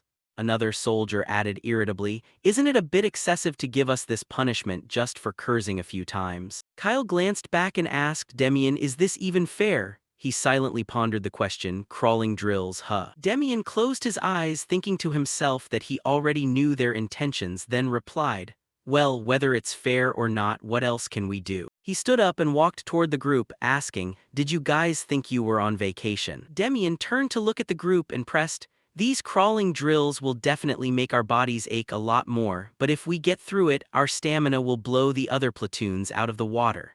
Everyone understands the true purpose of this exercise now, right?" Shivo raised an eyebrow and muttered to himself, "Damn, even that kid can figure that out."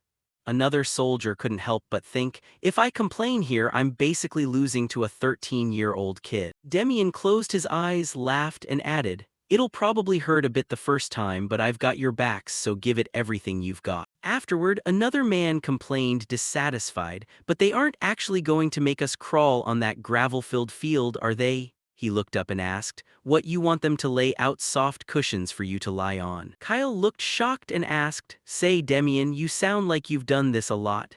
He closed his eyes and thought to himself, I've been doing this my whole life, of course. In his mind, Demian thought about how many times in his previous life he had to crawl flat on the ground just to keep his life. Immediately after, he silently sighed, but that's not the real meaning of crawling drills. Demian couldn't help but think about how grueling it was to be forced to crawl after a workout that already left them exhausted, with bodies full of scrapes and bruises. One soldier grabbed another by the collar and shouted, "What the hell did you just bark, you dog?" Demian silently pondered. Everyone's temper is going to flare up and the platoon is bound to start bickering internally. He looked at the group and thought, overcoming the pressure created by this exercise, that is the true purpose of adding this drill. They just want to see which side, Platoon 1 or Platoon 4, can handle the heat better. Demian squatted down by his bed and pulled out a crate. Since the motive was already so obvious, there was no way he was going to sit still and take it, so he called out loudly, "Guys, drag out everything they issued you." Darian asked suspiciously, "Everything? Why on earth are you dragging out all our socks?" He replied, "From now on." Demian smiled brightly and pulled strongly on the socks in his hand. "I'm going to perform a magic trick that will serve as our lucky charm for this drill." The next morning, the trainer stared down at them and asked, "Has Platoon 1 finished assembling yet?" The voices of Demian's group rang out, "Yes, trainer." He looked down and introduced, "All right, I'm Nielsen, the trainer in charge of your crawling drills. Today we will learn the low crawl technique. Teaching assistants, take your positions." Nielsen clasped his hands behind his back and watched the captain in front demonstrate. "For a low crawl, you must lie flat against the ground, keep your spear straight, and move as quickly as possible by crossing your arms and knees." Then he pointed at the nets ahead and asked, "Now you will cross that obstacle course using this low crawl technique. Are you ready?" Platoon 1 shouted excitedly, "Ready, trainer." Nielsen saw this and secretly marveled, "At least this bunch still has some spirit, unlike that Platoon 4 lot." He looked very serious and loudly commanded, "Group 1, start clearing the obstacle course for me. Move out." Platoon 1 simultaneously hit the ground and crawled rapidly under the nets. Nielsen closed his eyes and thought suspiciously, "They're starting crawling drills in only the second week when it usually isn't until the fourth. What the hell is the company commander planning?" He looked up at the group and lamented, "Crawling on this kind of terrain isn't just about regular exhaustion, it's painful. They're bound to struggle and trip over themselves constantly." Suddenly Nielsen's eyes widened, startled by the sight before him. He watched the group nearing the finish line and asked in bewilderment, "What the hell? With what kind of crazy speed are these guys clearing the obstacles?" Nielsen's face sank. "What the hell, it's clearly their first time practicing crawling." A figure appeared from behind, report trainer. That person asked suspiciously, "When is Group 2's turn?" Nielsen, startled, pointed toward that side and ordered Group 2 move out. The group of Platoon 1 rushed excitedly toward the wire nets. Nielsen looked back and forth between the two sides, unable to help whispering in his heart, "What the hell is wrong with this bunch? They look like a pack of starving berserkers." Demian hugged his head and smiled, "I bet the teacher didn't expect us to be this smooth on day 1. This is definitely the first time he's ever had a class like this." Kyle crawled out looking excited. "Demian, you're the best." Another person also excitedly shouted, "I even had to pretend to look tired and in pain earlier." That person rolled up his sleeves and shouted, "The terrain was a bit painful, but this trick was a total lifesaver." Darian praised excitedly, cutting the socks to make elbow and knee pads. "Demian, you're a genius." Immediately after, Nielsen's voice announced, "Platoon 1's crawling drill is complete. Everyone disperse and head back to the barracks." Kyle looked over and asked, "Say, Demian, where did you learn this trick?" Demian didn't turn his head and said, "From my late father." But it came with a warning. He asked, "What is it?" He smiled faintly and answered, "Absolutely do not let the trainer catch you." In his head, Demian remembered the trainer's furious face. "You little brats, you've got a lot of nerve-pulling tricks right in front of me. Everyone down, give me 100 laps of low crawls around the training field immediately." Kyle laughed and patted his head hard. "A genius indeed, you just mentioned it and now it's happening." Demian turned to look back, thinking, "Why does this guy always hit so hard? Is he holding a grudge or something?" He looked at the nearby weapons and pondered, "Anyway, now all that's left is the shield and spear drill, right? Finally, I get to learn the kingdom's best spear technique." Demian recalled the image and mused, "The kingdom's best spear technique. Stupid people will look down on it compared to the prestigious techniques of noble families, but if you train it to the highest level, it's a top-tier technique that doesn't lose to any school. He remembered his previous life circumstances. The problem is that most people stop after learning the basics. In my past life, this spear technique was my only turning point. Demian recalled that figure. I practiced it until I was half dead.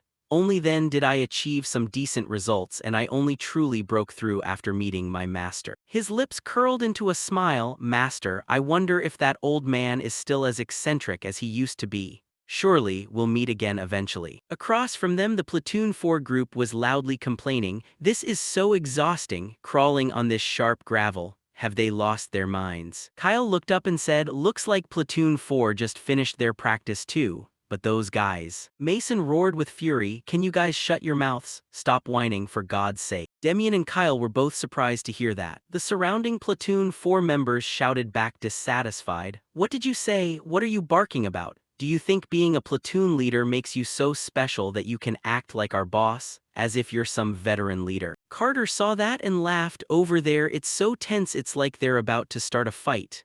Logan followed up, if we didn't have these pads, we'd probably be bickering like that too, huh? Kyle draped an arm over his shoulder and laughed loudly. We're so lucky. Demian's pads are a total lifesaver. Mason looked up with fury. Those bastards, they're still in the mood to laugh over there. Hayden also complained. They clearly practiced crawling just like us, so how come they still look perfectly fine? Mason roared with fury. I bet they cheated again. If it weren't for them from the start, we wouldn't have been punished with crawling drills. He clenched his fists. You bastards, he determined. There are only a few days left until the platoon competition. By then, I'll crush every single one of you. Mason looked fierce as he vowed to snatch the top spot. Demian faced him calmly. Time passed by extremely quickly. And finally, the day of the interplatoon competition arrived. The trainer stared at the people below and asked, are all 4 platoons fully assembled? They all shouted in unison, yes, trainer. His voice continued, I will call out the platoons according to the competition bracket. Everyone get ready. Kyle turned his head and shouted, Demian. He looked back, what is it? He frowned and looked at Demian. You look different today, or am I just imagining things? Kyle continued, something definitely changed, but I can't put my finger on it. Did you get taller? You're at the age where you're growing, aren't you? Logan laughed from behind. Oh Kyle, Demian was already tall to begin with.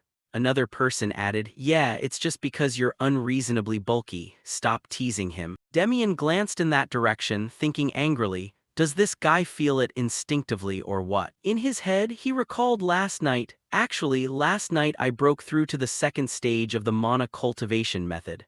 Thanks to that, my mana reserves have increased significantly. Demian thought about the purple light that covered him. Since entering this training camp, practicing mana every day has finally paid off. Immediately after, he called out loudly, making him look over Kyle. Demian said seriously, in this platoon competition, I want our platoon to win completely and decisively. In his head, he thought about the opportunity. The top 5 best soldiers in the tournament will be rewarded with the choice of any equipment they like from the armory. Demian lowered his head in deep thought. Usually people choose weapons or armor with disposable defensive magic, but those are only rank C at best. He clenched his fists, thinking about a ring that emitted a mother-of-pearl glow. That's not my goal. In my past life, a subordinate at Training Camp 3 told me. Demian stared at it thinking, there's a ring that possesses a very special, extremely powerful ability. It's an item with a continuous activation effect, so it's at least rank A or higher. He gently clenched his fist thinking, to get it into my hands, I must win this tournament and take first prize. If Appel knows how to use mana and gets to choose first, he might just snatch it from me. Afterward, he looked up and asked, do you think we can do it? Kyle laughed and confirmed, of course we can. Then he clapped his hands together hard. Kyle looked at the people below and asked, did you hear that, guys? The platoon leader said we're going to crush this tournament. You heard him clearly, right? They were filled with fighting spirit and shouted excitedly, that's right, the first prize is definitely ours. Kyle turned around and said, looks like everyone is on the same page. Demian closed his eyes and smiled, great. Right then, the trainer's voice announced, now I announce the schedule for the first match of the interplatoon tournament. Platoon 1 stepped forward. Demian took the lead, laughing, "Let's march straight toward the pinnacle of glory, guys." Right after the platoon stepped forward to present themselves, the trainer loudly announced every detail. "The platoon tournament is divided into two sides, one attacking and one defending.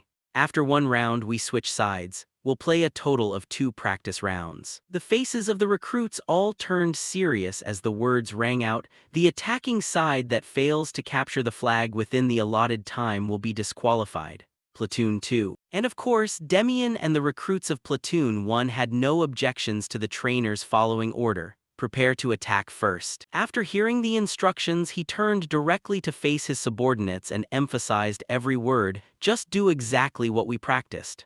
They replied in unison, "Yes, sir." Receiving a satisfying answer, Demian scanned the strongest recruits in the ranks. "Kyle, you haven't forgotten the plan, have you? When you hear my signal, just charge straight into the guys in front with everything you've got," he guaranteed happily. "Don't worry about it. As far as brute strength goes, I'm very confident." And waiting until both sides had set up their formations, the trainer immediately shouted with the loudest volume, "The match begins." As the attacking side, Platoon 2 naturally charged forward in a triangle formation at top speed. "Crush them." Shivo's group clenched their wooden shields to withstand the incoming pressure, while not forgetting to say, "Hold your positions, everyone. Don't let the formation break." Platoon 2 personally encountered difficulties in their assault, leaving the whole group in disbelief. "What the hell is wrong with these guys? There isn't a single gap. They look like a solid fortress wall." Observing from the high platform, the trainers couldn't help but comment, "So Platoon 2 is attacking first, but Platoon 1's formation looks a bit weird, right?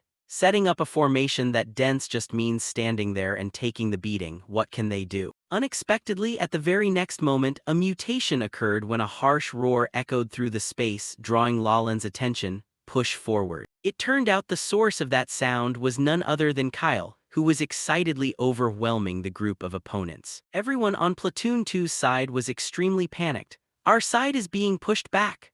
Alex, in his role as the flag bearer, gritted his teeth and relayed an order that was almost meaningless to his subordinates, who were being pushed by the enemy to the point where they couldn't even lift their heads. "Hold firm," I said, "hold firm." Thin legs clenched tightly with every roar. "These bastards, our side is the attackers. Just shut up and defend." But at the moment after that, Demian, standing in a position to observe the whole situation, just shouted one word: "Kyle." No long-winded instructions were needed. That was enough to activate the frenzy within him. "This time, I'm going all out." Facing the terrifying momentum from the opponent, the morale of the entire Platoon 2 fell into the abyss. "What the hell? What kind of monster is that guy? He doesn't even bother using his shield, he's slamming us straight with his shoulder." And because of this excessive charge, Demian's teammates were forced to speed up toward their leader. Kyle immediately urged, "Stand next to me." At the very next moment, even though Platoon 1 was the defending side, they became the attackers as Kyle decisively charged into the enemy's formation, pushing through. Facing this terrifying scene, even Alex turned pale and gritted his teeth.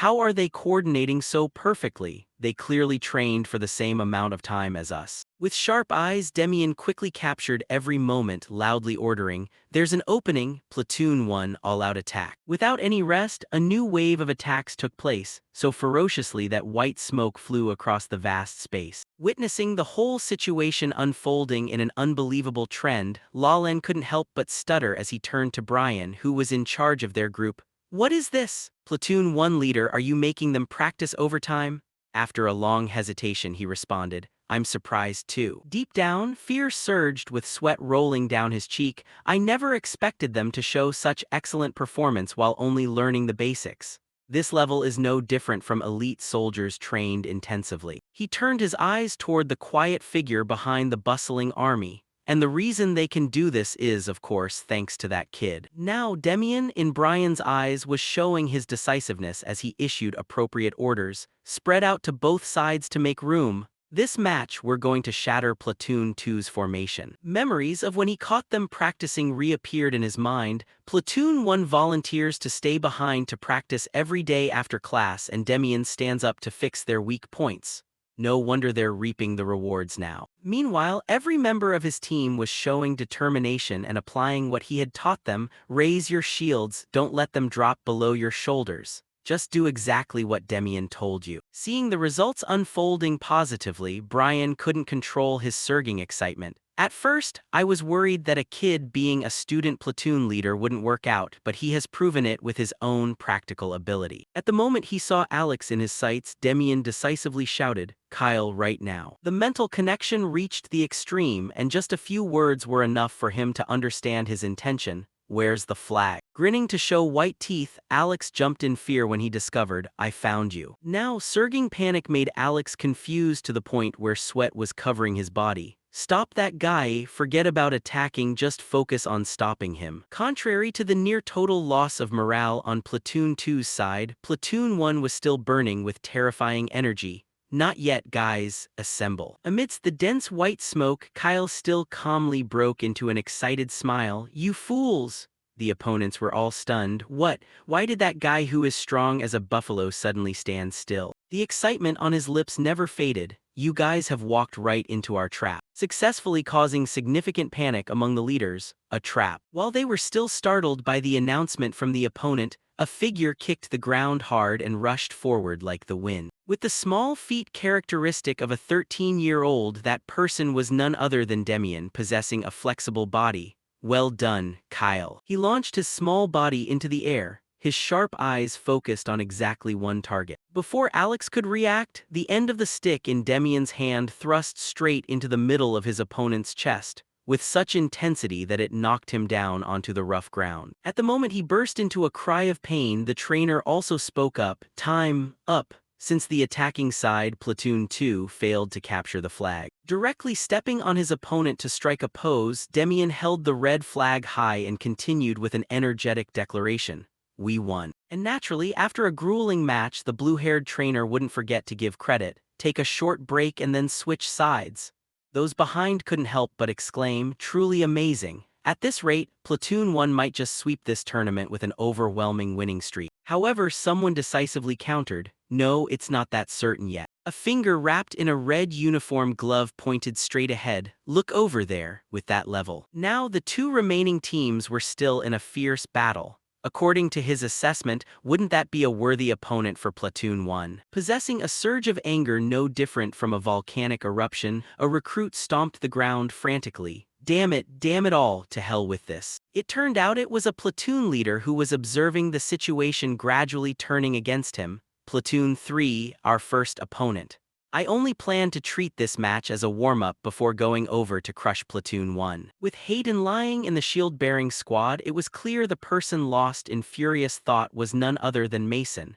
"Why are these guys standing perfectly still and not moving an inch? We lost miserably on the defensive round, if we lose this one too." Finally, unable to suppress the anger building in his gut, he roared with meaningless words, "What the hell are you guys doing? Did you forget the plan? Do exactly what I told you." Sure enough, at the next moment he received a wave of challenging reproach from his subordinates. "If you're so good, come in and do it yourself. What kind of platoon leader are you, only good at hiding behind people and bragging?" Mason's mind went crazy. Damn it, the coordination is awful and no one has any motivation at all. Simultaneously, on Platoon 3's side, Gerard, as the leader, calmly raised an issue with the youth beside him. "Appel, those guys on the other side look exhausted. Shall we charge and pierce their formation?" He shook his head decisively while replying, "No need." At the next moment, he calmly laid out his plan, with blue eyes clearly showing confidence. "Just hold our positions and aim for their shield bearers. If we drag this out, they'll crumble on their own." For those words from his opponent, he nodded in acceptance without any rebuttal, even though the boy was clearly younger than him. "Works for me, let's do it." His mind was racing. I didn't expect Appel, a kid who just turned 14, to grasp the situation and the enemy's weaknesses so quickly. With his own sharp eyes, Gerard quickly had a series of questions about the other person's background. "We've only met for 2 weeks, but I'm really curious about his family background. This kid is clearly a commoner, he definitely couldn't." But without letting this bother the situation for too long, he decisively deployed the necessary instructions. "Everyone, put all the pressure on those shield bearers. Maintain formation and hold your positions." Thus, another terrifying collision occurred with neither side willing to yield. Hayden, as the leader, shouted loudly and provocatively with his brows furrowed, "You bastards, if you're brave enough, come in and fight. Stop playing those cowardly stalling games." But just by shouting, Gerard gained a clear assessment of the situation. Platoon 4's strength and morale have hit rock bottom. The best-case scenario is that they lose their patience and charge in on their own. Contrary to what he expected, Hayden, who was shouting just a second ago, was so exhausted he was foaming at the mouth.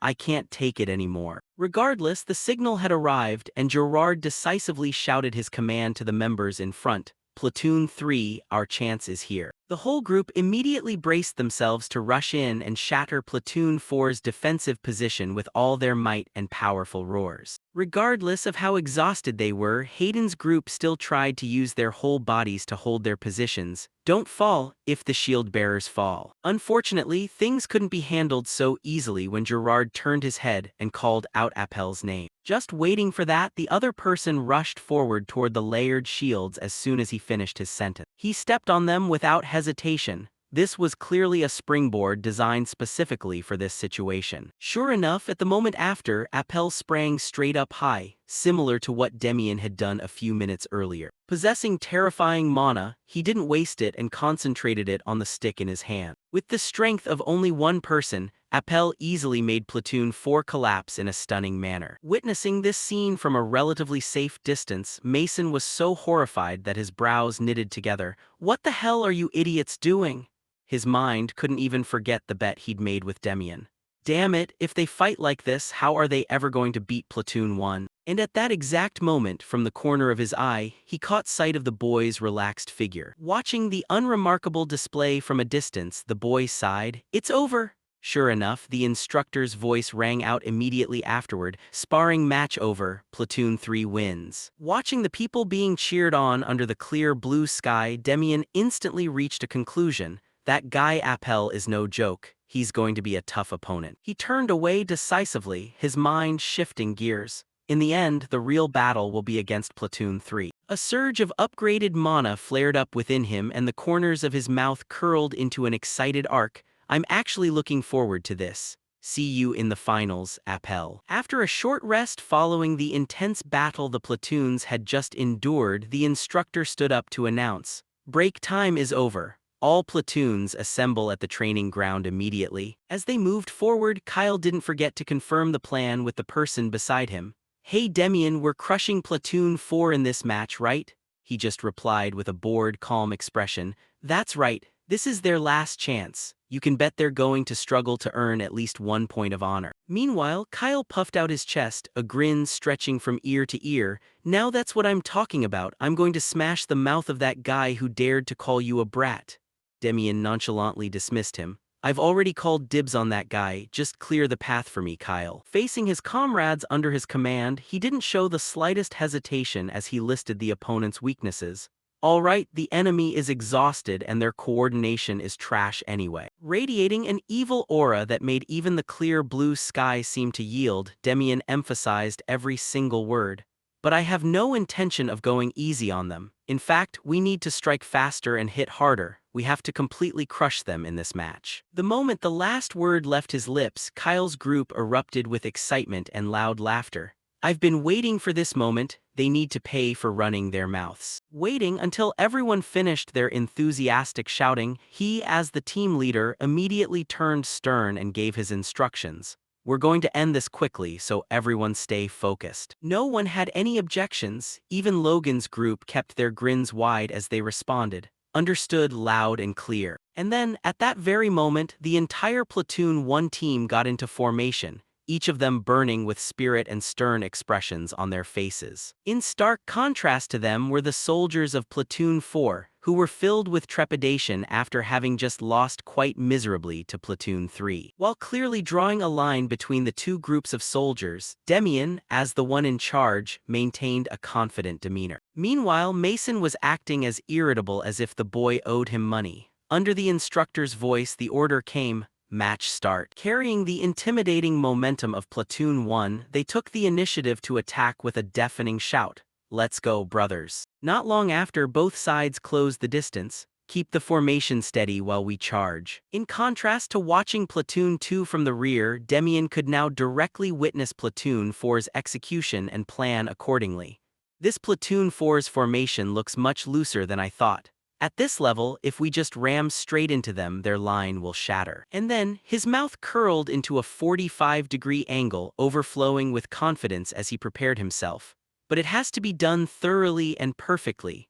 I'm going to crush them to pieces so that from now on, no one will dare to run their mouths again. Possessing absolute coordination, thanks to the release of power, Demian shoved the biggest guy in their group, Kyle, forcefully forward. With the strength combined from just two people, a fierce collision took place between the two opposing sides. And clearly, Platoon 4 was struck by no small shock from the brutal gust of wind Demian himself had just created. What the hell is this? What kind of monster strength is this? As the one always standing in the safest position, Mason understood nothing except to scream out of mounting panic. What are those idiots doing? Tighten your asses and hold the defensive line, you useless bastards. By now, sweat was pouring off him like a late autumn rain shower. Shield team, protect the flag, block their direct attack, and the spear team. Unfortunately, just as he was running his mouth, both Kyle and Demian repeated the same move they had demonstrated while sparring with Platoon 2. In a split second, Mason could only jump in terror at the sight of the boy hovering in the wide,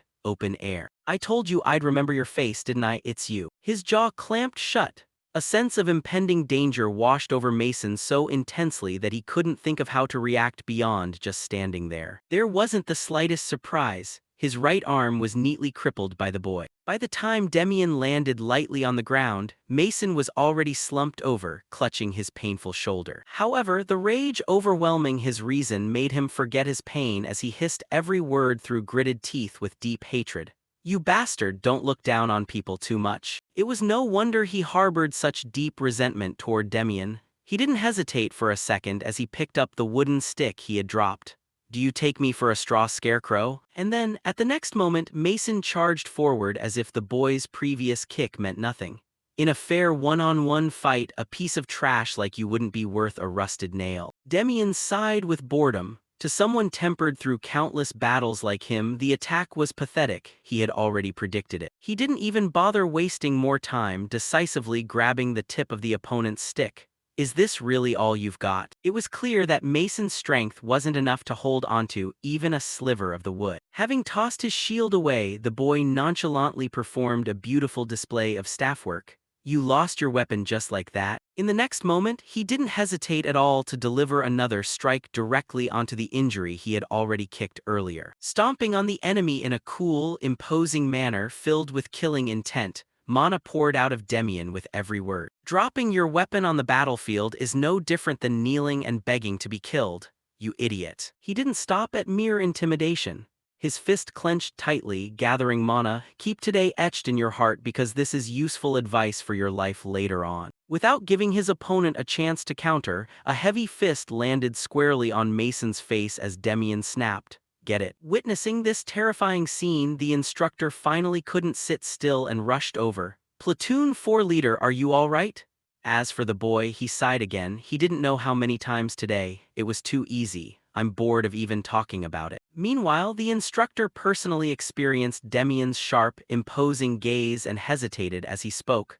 Platoon 4 is no longer capable of continuing the match. At this moment, Demian was picking up a wooden stick while the instructor continued. Therefore, the winner of this match. There was nothing left to debate. He raised the blue flag high under the instructor's declaration of victory for Platoon 1. Despite having just endured a slightly grueling match, Kyle was still full of energy as he laughed heartily. That felt amazing. The other rookies were just as happy.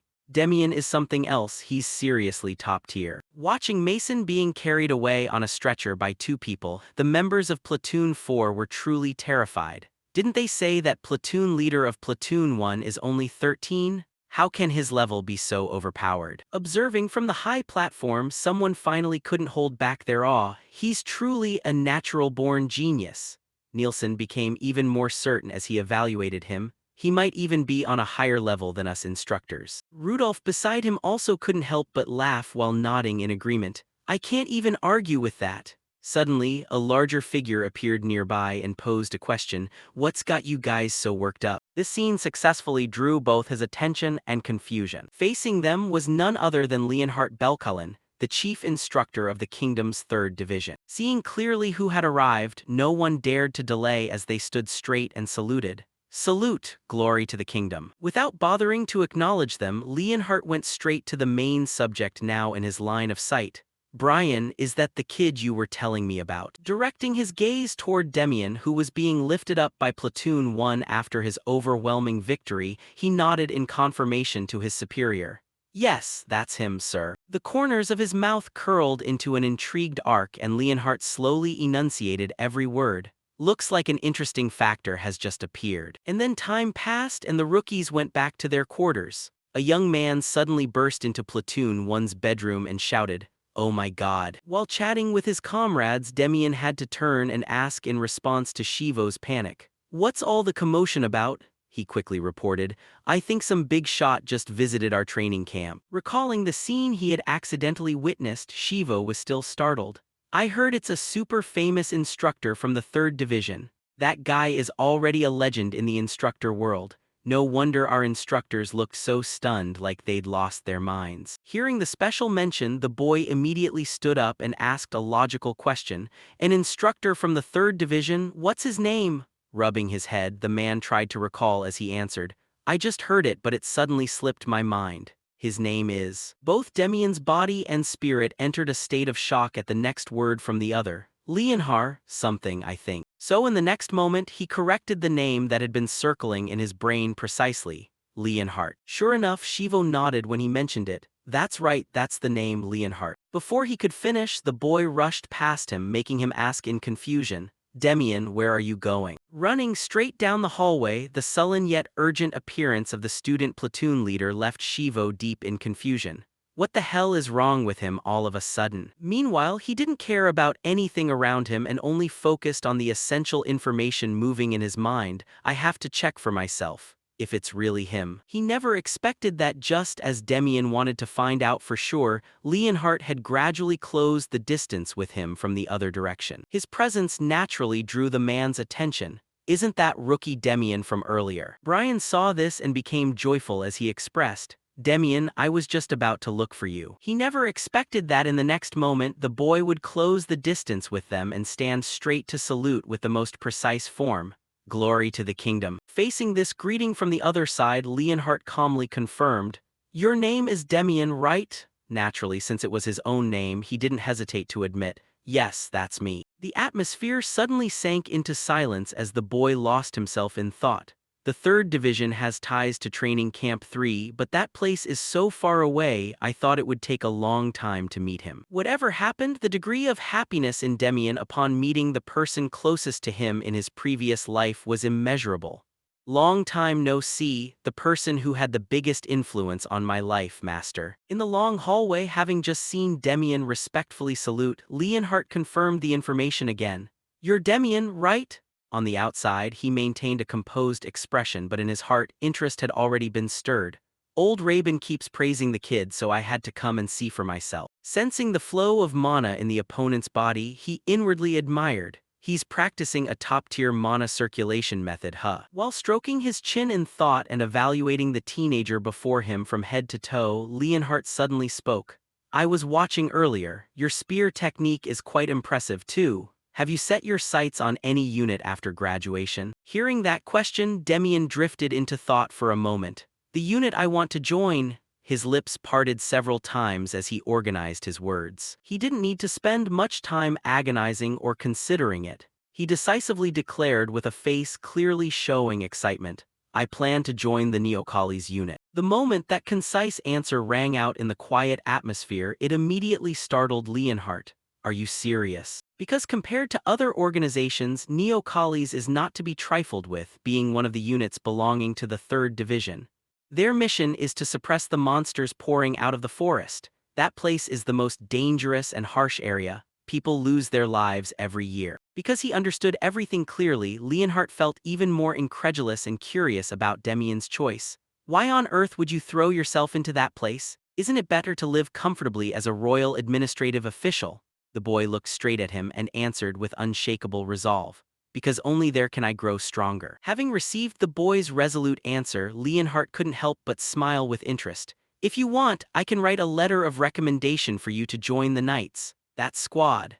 The words had barely echoed when Brian was stunned and hurriedly reminded him, "Instructor, that place is reserved only for nobility." Standing before a door that countless people were willing to trade everything to touch, Demian refused. "I am very grateful for your offer, but I have already decided. Because I have clearly defined my goal, there is someone there I must meet. I traveled all the way to this third division just to find that man." Seeing the resolve in every word and choice the boy made, Leonhardt didn't continue to try and persuade him. "Since it's your decision, I won't stop you. Go get some rest." Before leaving, Brian still couldn't help but turn his head toward Demian to complain. "You brat, do you know what kind of once-in-a-lifetime opportunity you just missed? The Knights usually only accept nobles, but a recommendation letter from the instructor is different." So he immediately turned to Leonhardt with a desperate expression to beg for a chance for the 13-year-old. "Instructor, I think Demian is too young to realize what he just gave up. Let me go talk to him." But instead of agreeing, he suddenly opened his mouth. "Do you really think the kid chose the wrong path?" While he didn't know how to respond, he remembered the look in Demian's eyes when he declined the offer. "I guess you haven't seen the look in his eyes just now." Saying this, he couldn't help but laugh with interest at the rare teenager. "I don't know where the kid came from, but for 13 years old, his caliber is really something else." Carrying that thought, he spoke with a still satisfied expression on his face to stop him. "Don't pressure him anymore, just let it be. As long as he's still in the third division, we'll definitely cross paths again." One day off passed, and the next morning was the match between Platoon 1 and Platoon 3. Demian looked toward the opposing group and reminded everyone, "You saw it yesterday, Platoon 3 is not a pushover." Pausing for a beat to let everyone focus, he continued with a determined attitude. "But I can guarantee one thing, by now there is no platoon in this training camp that can give us a hard time anymore." That confident declaration instantly boosted the team's morale. Kyle laughed gleefully. "We're seriously strong, aren't we?" After 2 overwhelming victories, the entire platoon was even more pumped. Demian curled his lips with determination. "Let's crush them, just do what we always do." The moment the words were out, the instructor's resounding shout echoed throughout the open area. "Platoon 3 will take the offense first. Match start." As soon as the signal rang out, Demian immediately raised his hand to signal, "Gather up." In just a few short seconds, the whole team formed a tight defensive formation that caught Gerard by surprise. "Isn't that the same formation they used against Platoon 4 yesterday?" Appel observed intently and remarked, "I have to admit that looks really solid." Seeing the wall of people Platoon 1 had just built, he narrowed his eyes and calculated before emphasizing every word. "Appel, you have an extremely important role in this match. You know what to do, right?" Without needing any further explanation, he nodded. "Yes." Under his coordination, the members of Platoon 3 moved simultaneously and linked up in solid layers. "Charge." The order was given, and both sides fell into a fierce clash. With his brows knitted tightly, he immediately adjusted the strategy. "Everyone charge." Observing the familiar maneuvering, Gerard just frowned slightly as he realized it was the same old trick from yesterday. In that tense moment, he suddenly shouted clearly, "Appel right now." The signal was given, and those standing in the front line immediately split to the sides, opening a wide corridor in the middle of the formation. That sudden change made Demian freeze, his gaze locked onto the gap that had just appeared. "What? Are they breaking their own formation? What kind of trick are they playing?" Unlike the need for a launcher like yesterday, this time, Appel immediately dashed forward, sprinting through the open path. Within just a few breaths, he had closed the distance and swung his spear at a member of the opposing team. The events happened too fast, leaving even Demian, who had the situation firmly in hand, momentarily stunned. Realizing the plan had taken effect, Gerard immediately seized the opportunity. Appel's strike hit, deepened the gap. At that very moment, Kyle, possessing a strong physique, knelt down with 2 shields in a ready stance. "Do you think I'll let you get away with this?" The shockwave that was full of momentum was forced to a halt by him alone, causing them extreme panic. What the hell kind of monster strength is this? Standing behind the front line, Demian inwardly breathed a sigh of relief.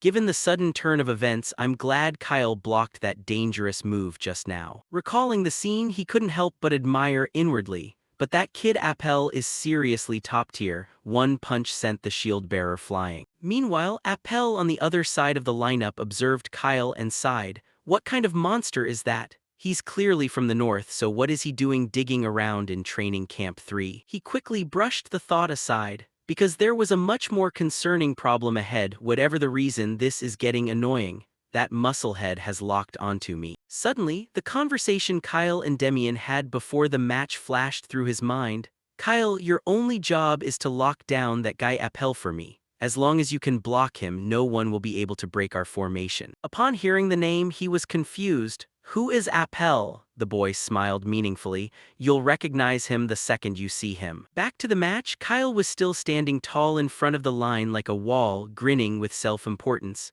Let's see what you guys are made of. Seeing the obstacle in front that still showed no signs of shaking, Gerard slowly stepped forward and asked, Appel, can you break through? Though he knew this wasn't an easy opponent to deal with, he didn't intend to back down. I have to, at all costs. Sensing the pressure from the opponent, Appel immediately scanned the entire plan in his head to find a way to break through. Using pure brute force isn't going to work on this guy. If that's the case, he slowly closed his eyes and poured all his strength into the spear in his hand. There is only one way. In the next moment, he suddenly shouted and launched himself into the air toward Kyle. The weapon struck down with incredible force, but he managed to raise his shield just in time to block it.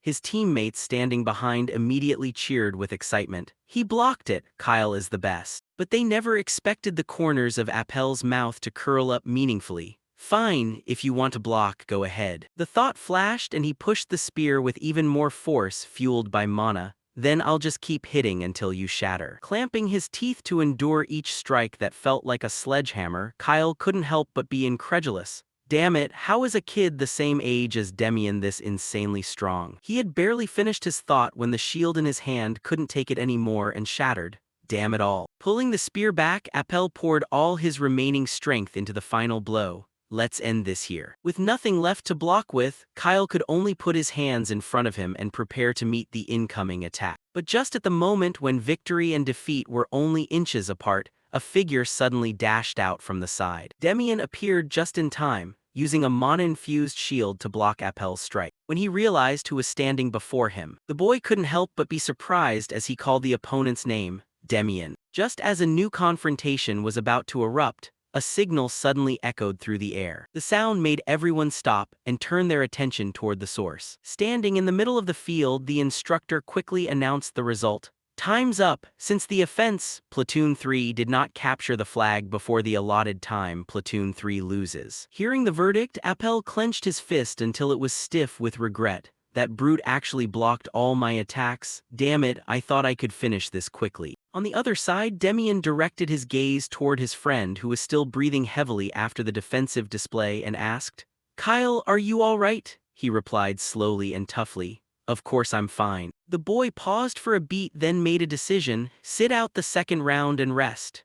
This caught him by surprise. Don't joke, not a single bone is broken, so don't worry, I'm fine. However, to protect him, the boy held his ground, reminding him of its importance. We still have 2 full weeks of training ahead of us. If you suffer a serious injury here, you can forget about graduating. Demian didn't stop there, quickly moving to another plan. Instead, sit guard at the flag in the middle of the field. You're the only one I trust with that, and if the flag is lost, it's all on you. Kyle was silent for a moment, then laughed softly, realizing the boy really cared about him. Are you trying to save face for me while also worrying about me? Besides, in this round we're the offense, so why talk about guarding the flag? Not wanting to prolong the back and forth, he decisively grasped what he had been given and replied with a tone of assurance. Don't worry, I won't let anyone touch it. Go out there and crush them. A few short moments of rest passed and the instructor's voice rang out again. Switch sides, Platoon 1, get ready to attack. Before the formation was fully set, Demian scanned every comrade's face and cheered them on. I know everyone is exhausted, but this is the final match of the tournament. Let's do this, brothers. Since we're on the offensive in this match, I don't intend to waste time until the end of the round. The boy's eyes gradually sharpened, his resolve clearly showing in every line of his face. 5 minutes. Demian turned around, facing the formation on the other side of the battlefield with an extremely stern expression. Naturally, it wasn't just him who was determined. The mood on Platoon 3's side was also overflowing with fighting spirit. And then his voice once again echoed throughout the wide space through a firm tone. We will seize their flag and secure the victory within 5 minutes. Before the match officially began, Platoon 1 and Platoon 3 stood facing each other with spirits running high. Gazing at the opposing team, Demian silently clenched his resolve. Finally, the tournament's final match has arrived. Every battle he had gone through and each time he led his comrades through hardships flickered through his mind. I've shown everything I've got as a student platoon leader. Now is the time to make those trainers remember my name. Thinking of that, the corners of his mouth slowly curled up in excitement. The name Demian. He continued to look forward.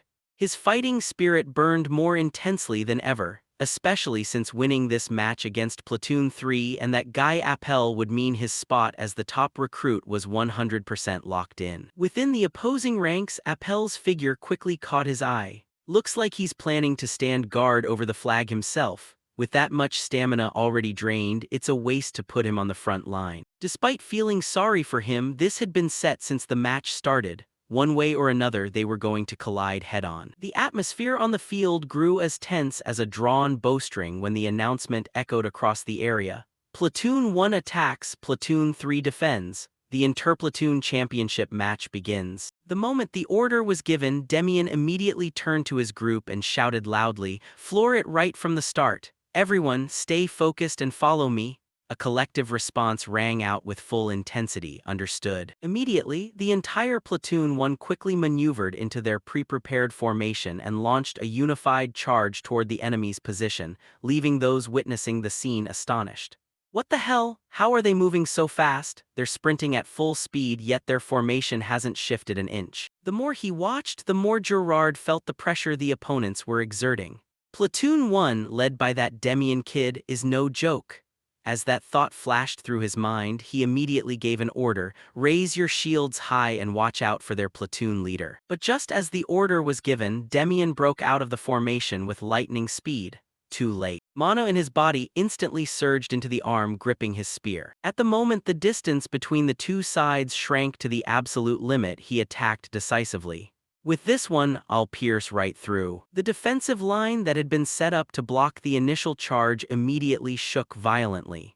The front line of the opposing side hurriedly shouted, "The shield been pierced." Before Demian's overwhelming power, the vital defensive point of Platoon 3 nearly collapsed in the blink of an eye. Having achieved his goal, he immediately shouted loudly to signal his teammates behind him, "The line is broken." Witnessing the terrifying scene unfold in a flash, Gerard immediately shouted orders. "No, stop them immediately." Commands were fired off one after another with the desperate determination to block the target. "Take them down, right now." At the moment the encirclement was about to close, Demian's pupils suddenly flared with determination. Just as a flurry of attacks was directed at him, his body surged out of its original position, thanks to his incredibly flexible movements. Thus, at the moment the enemy's weapons crashed down, the target was no longer there. His silhouette constantly weaved through the gaps in the enemy ranks, forcing many members of Platoon 3 to stumble and fall. "My ankle." While constantly on the move, Demian didn't forget to turn back and shout to his team, "Platoon 1, assemble into formation." Kyle and the remaining members immediately accelerated to deal with the panicked recruits. "You guys finally made it here, huh?" Witnessing that, Gerard's face couldn't help but pale as the tension grew with every stage. "Impossible, how can they move here this fast?" Appel, standing to one side, quickly reached a conclusion. "Regardless, that guy is the biggest threat." His brows furrowed as he assessed the situation. "As long as we can lock Demian down, they won't even be able to touch the flag." Having said that, he handed the flag to his platoon leader and advised, "I'll hold him off. You keep a close eye on the flag." An unconscious call escaped his lips. Appel, watching his back as he prepared to step into the front line, complicated emotions couldn't help but rise in Gerard's heart. "I never thought there'd be a time I'd have to rely on this kid in a situation like this." Seeing Appel slowly stepping forward through the dust, Demian realized the final showdown had arrived. That image involuntarily brought back memories from his previous life. The future general, Appel. While Demian was lost in his reminiscence, Appel suddenly leaped into the air and appeared right above his head. Faced with that sudden surprise attack, he remained calm. "If I want to test my limits against someone like him, this is the perfect chance." While tilting his body to avoid the strike coming down, his mind didn't stop working for a second. The first attack was just a feint. Realizing his opponent's intent, Demian's lips slowly curled up in excitement. if that's the case. His eyes remained locked on every change in Appel's movements as the next attack was quickly launched. This one is the real deal. His weapon was instantly raised, meeting the downward strike head-on and creating a violent shockwave between their two different mana flows. The well-calculated attack was countered precisely, leaving Appel unable to hide his surprise. However, he quickly adjusted his rhythm and retreated backward. Meanwhile, Demian's hand tightened around the handle of his weapon while mana continuously gathered inside. Give it your all, Appel. His fighting spirit soared higher and higher. The distance between us vanished in a flash because I'm also going to use my full power to take you down. When the powerful strike landed, Appel had managed to raise his weapon in time to defend. Of course, Demian wasn't going to give up right there. He decisively raised his staff again. And then, another ferocious blow came down. The force transmitted through the weapon made Appel's face change instantly. The mana is so strong it almost broke the spear. Constantly receiving the rapid-fire attacks from the front, Appel felt more and more astonished. Is this guy really a commoner? Don't tell me he's just like me. The confusion in his heart grew greater than ever before at the variable that was Demian. How could he control mana with such finesse? Facing the source of the powerful energy before him, Appel couldn't help but offer a forced smile inwardly.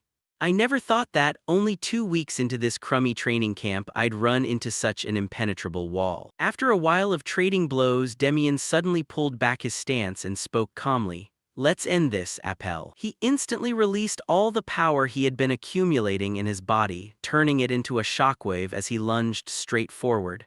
You definitely can't block this one. The tip of the spear tore through the wind and struck, breaking the weapon guarding Appel's chest in the blink of an eye and landing straight on his body without a doubt. The powerful force sent him flying away, and he rolled across the ground several times. Struggling to stand up, Appel frowned because the pain was continuously spreading throughout his body. Seizing the moment when his opponent was unable to resist, Demian immediately ignored him and accelerated toward the target. Behind him, he could only watch helplessly without being able to do anything. Damn it, the flag. His vision gradually blurred, but he still tried to focus on his team's symbol. In just a split second, Demian successfully snatched the flag and raised it high above his head as the trainer's voice rang out. Platoon 1 wins. Witnessing that scene, Appel could only grit his teeth and accept the result. Carrying the flag in his hand, Demian quickly approached the person who had just given him a real fight. He then reached out to pull his opponent up and praised him. Great match, Appel. He nodded in return. Congrats, but I won't lose next time. Facing that determined declaration, Demian flashed a bright smile as he suggested, well, let's be on the same team next time for our own sake because I don't think I have enough energy to beat you up a second time. Facing that bright smile as radiant as the sun, Appel felt no annoyance at all. Once he stood steady again, he lightly punched his friend's chest and replied, Stop being so humble. Demian felt an internal surge of excitement thinking about the future. I actually defeated Appel Vanstral. Who knows, maybe this experience accidentally turned him into an even more terrifying monster. Quickly brushing that aside, Demian turned to look at his teammates cheering incessantly. I'll think about that later. For now, I need to enjoy this victory with my brothers. Meanwhile, at a spot not far from the competition area, the trainer witnessed everything and concluded calmly, so everything wraps up with Platoon 1's victory. I must ensure the remaining 2 weeks of training also proceed as smoothly as this. Hearing this, Leonhardt behind him just smiled and confirmed, indeed, for now. His gaze captured the moment Demian was enjoying the cheers from his squad. Just let the kids taste the sweet flavor of victory for now. Kyle stood firmly in front of the table filled with enticing food. What is this? Are you serious? He couldn't hide his excitement mixed with hunger as he yelled. We get to eat steak right here in the training camp. Winning this tournament was truly worth every penny. Demian saw his comrades devouring every piece of meat and silently marveled. They just exhausted themselves and look at how energetic they are. But it makes sense. It's not like we get to stuff ourselves with meat every day. He looked left and right searching for someone's figure. Master, looks like he already left. What a shame, I still wanted to talk to him a bit more. Suddenly, Rabin appeared and wanted to join. Can I sit here with you guys? A student immediately stood up and quickly offered his seat. Trainer, yes please go ahead and sit. He took the opportunity to sit down beside him, clearly showing curiosity. Demian, are you still holding onto the decision you made yesterday? I mean, about Coach Leonhardt's offer. He didn't react with much excitement and just answered, yes, that's right, sir. Rabin heard this and could only offer a helpless, forced smile. Such a pity, such a rare opportunity. He glanced over, probing, but have you heard about this yet? Demian was curious. What is it, sir? Rabin recounted an event that had taken place recently. Coach Leonhardt also extended an invitation to the Knight's order to Appel. Guess what his answer was? Nevertheless, he calmly replied, whatever he chooses, I respect it. Appel's life is his own to decide. He couldn't help but laugh at that answer. You really are a boring kid. Rabin kept his eyes on the person opposite him for a few seconds and then thought to himself, I intended to come over and convince you to reconsider the Knight's order, but it looks like nothing I say will change your mind now.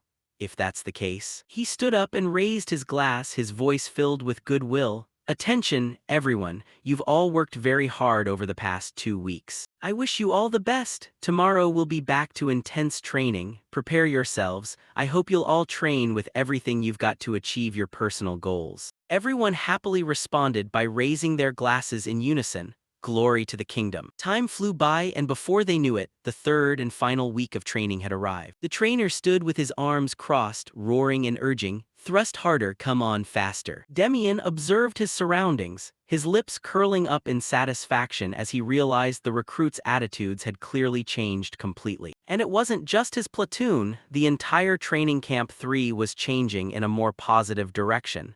It seems that the previous platoon tournament was a huge catalyst. The trainer's voice rang out loudly. Everyone, attention, 5-minute break. Kyle panted as he approached to probe. Demian, have you heard the news yet? He turned, puzzled. What news? He relayed what he had heard. I heard Platoon 4's morale has been pathetic ever since that tournament. Their dropout rate is skyrocketing right about now. Kyle burst into a smug laugh, especially their platoon leader. As soon as the tournament flopped, that guy ran away clean. Demian also smirked sarcastically, truly shameful. Suddenly, he turned around and dropped a question. But Kyle, you know what's most important right now, don't you? Demian seriously faced everyone and reminded them.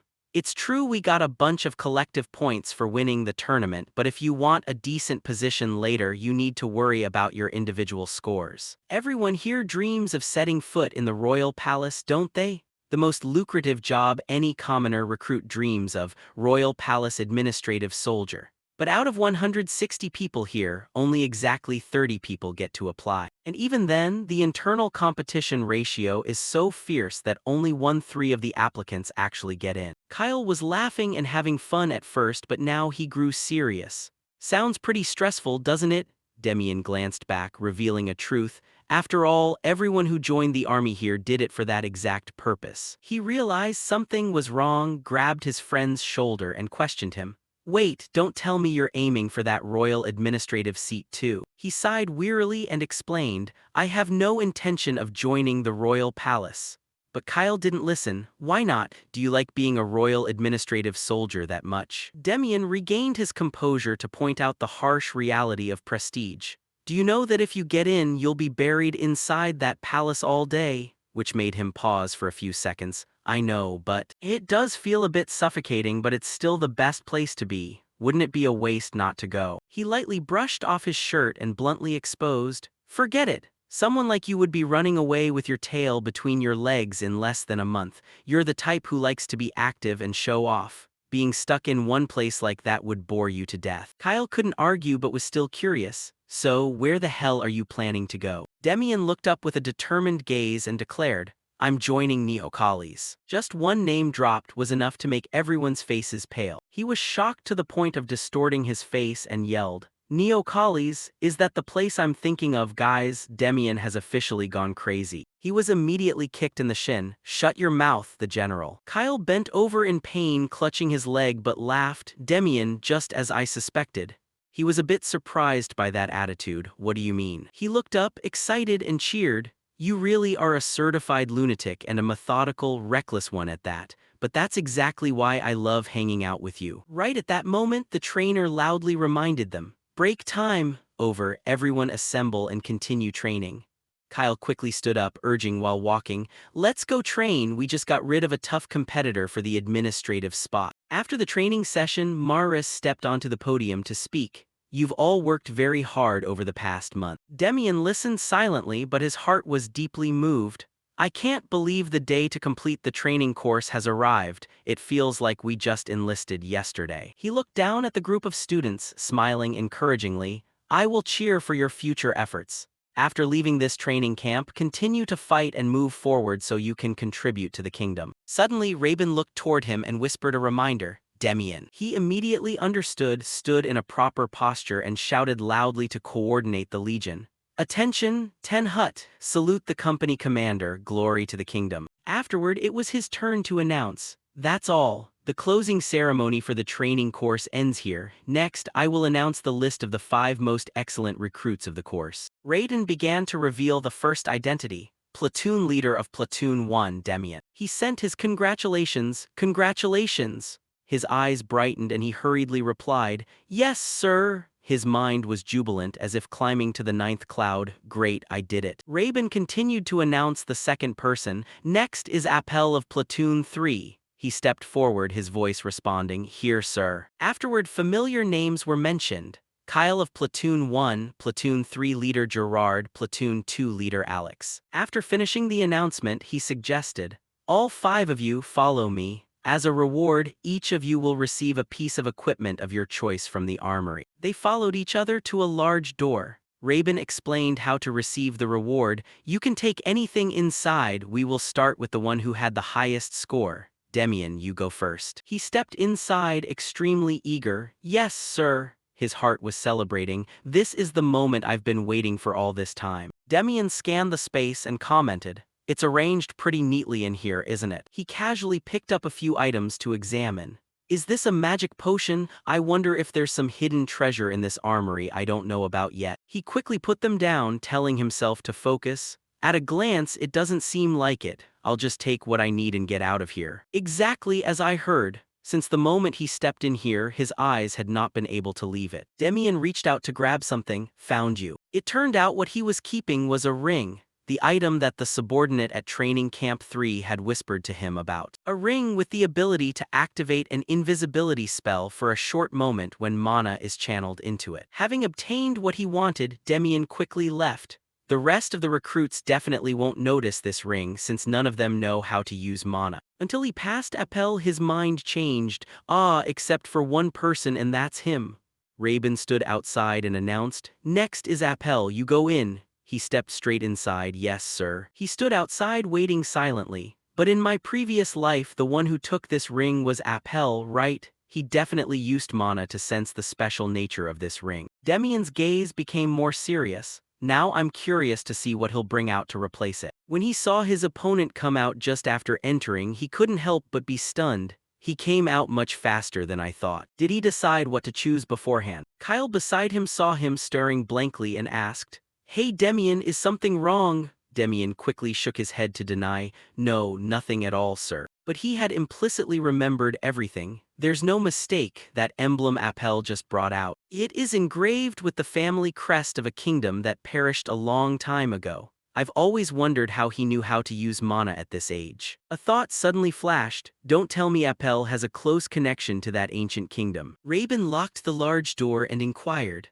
"All right, everyone brought one item out, right?" He rubbed his chin, contemplating Appel's choice. "Appel, do you know what this is?" He explained very calmly, "I just felt divine energy from it, so I brought it with me." Raben smiled in satisfaction when he saw the other person understood, offering more information. "Divine energy? That makes sense. This is a seal bestowed with the power to ward off evil and avoid disaster." He looked at the 2 people beside him and marveled. "You brought the spear, right? That's good. And over there is the shield crafted by the artisan Walter." Finally, his eyes stopped on him. Raben was somewhat hesitant. "And Demian, are you sure about choosing that one? That ring only helps you reduce a bit of body weight." He heard this and opened his mouth in surprise. "Body weight, sir?" He was momentarily stunned and suggested, "Did you choose it randomly without knowing anything? Let me try wearing it."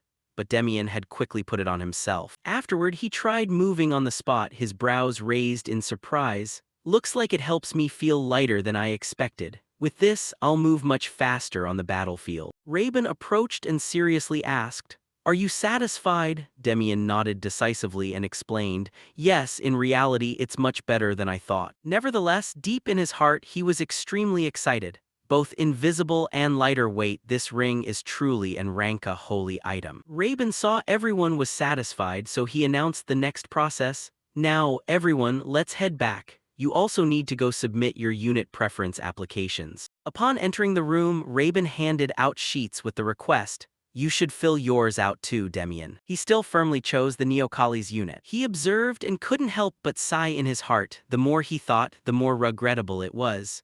If Demian joined the Knight's Order, he would surely go far. Demian stopped writing and handed the preference sheet back. "I'm done, sir." Raven reached out to receive it. "Very well." He was still worried, so he gave a detailed reminder. "Of course, I know you can handle yourself, but that place is extremely dangerous, so be careful." He heard this and nodded in response. "Yes, sir, thank you for your concern." Raven finally breathed a sigh of relief and announced, "You've worked very hard this past month. In a few days you will receive notification and can set off." Demian bowed one more time to express, "Thank you for everything, trainer." He pushed the door and left the room after everything was finished. Demian's gaze looked back at the familiar space he had become attached to. "Finally, I'm about to go there. I don't know why I have a feeling of being both happy and sad."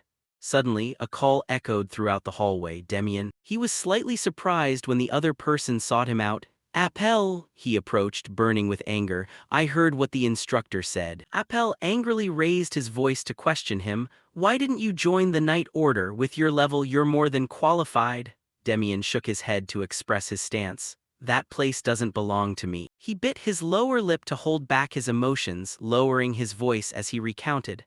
"I'm joining the Knight Order. I've already received a recommendation letter from Instructor Leonhardt." Since he already knew, he just smiled encouragingly. "That's a wise choice. I'm sure you'll do great." That only made Appel more frustrated, yet he could do nothing. "You call it a wise choice, yet you refuse it yourself. You're impossible to figure out, Demian." He looked up, reminding him seriously, "That Neokali's unit you signed up for, I heard it's incredibly dangerous. Make sure you take care of yourself." They shook hands firmly, brimming with spirit. Appel promised with a smile, "We definitely have to meet again, Demian." He curled the corners of his mouth slightly to express, "Thanks." His gaze followed Appel's retreating figure as he thought to himself, "I wonder if he knows that in the distant future he will become a grand general of the Baroque kingdom. Maybe he'll even become stronger than a monster." Regardless, I'm really looking forward to Appel's future. Demian spun around with rare excitement. "Well, I guess I should go say goodbye to the others." By the time he returned to the room, everyone had already finished packing their clothes and belongings. When Kyle saw him, he rushed over and called out loudly,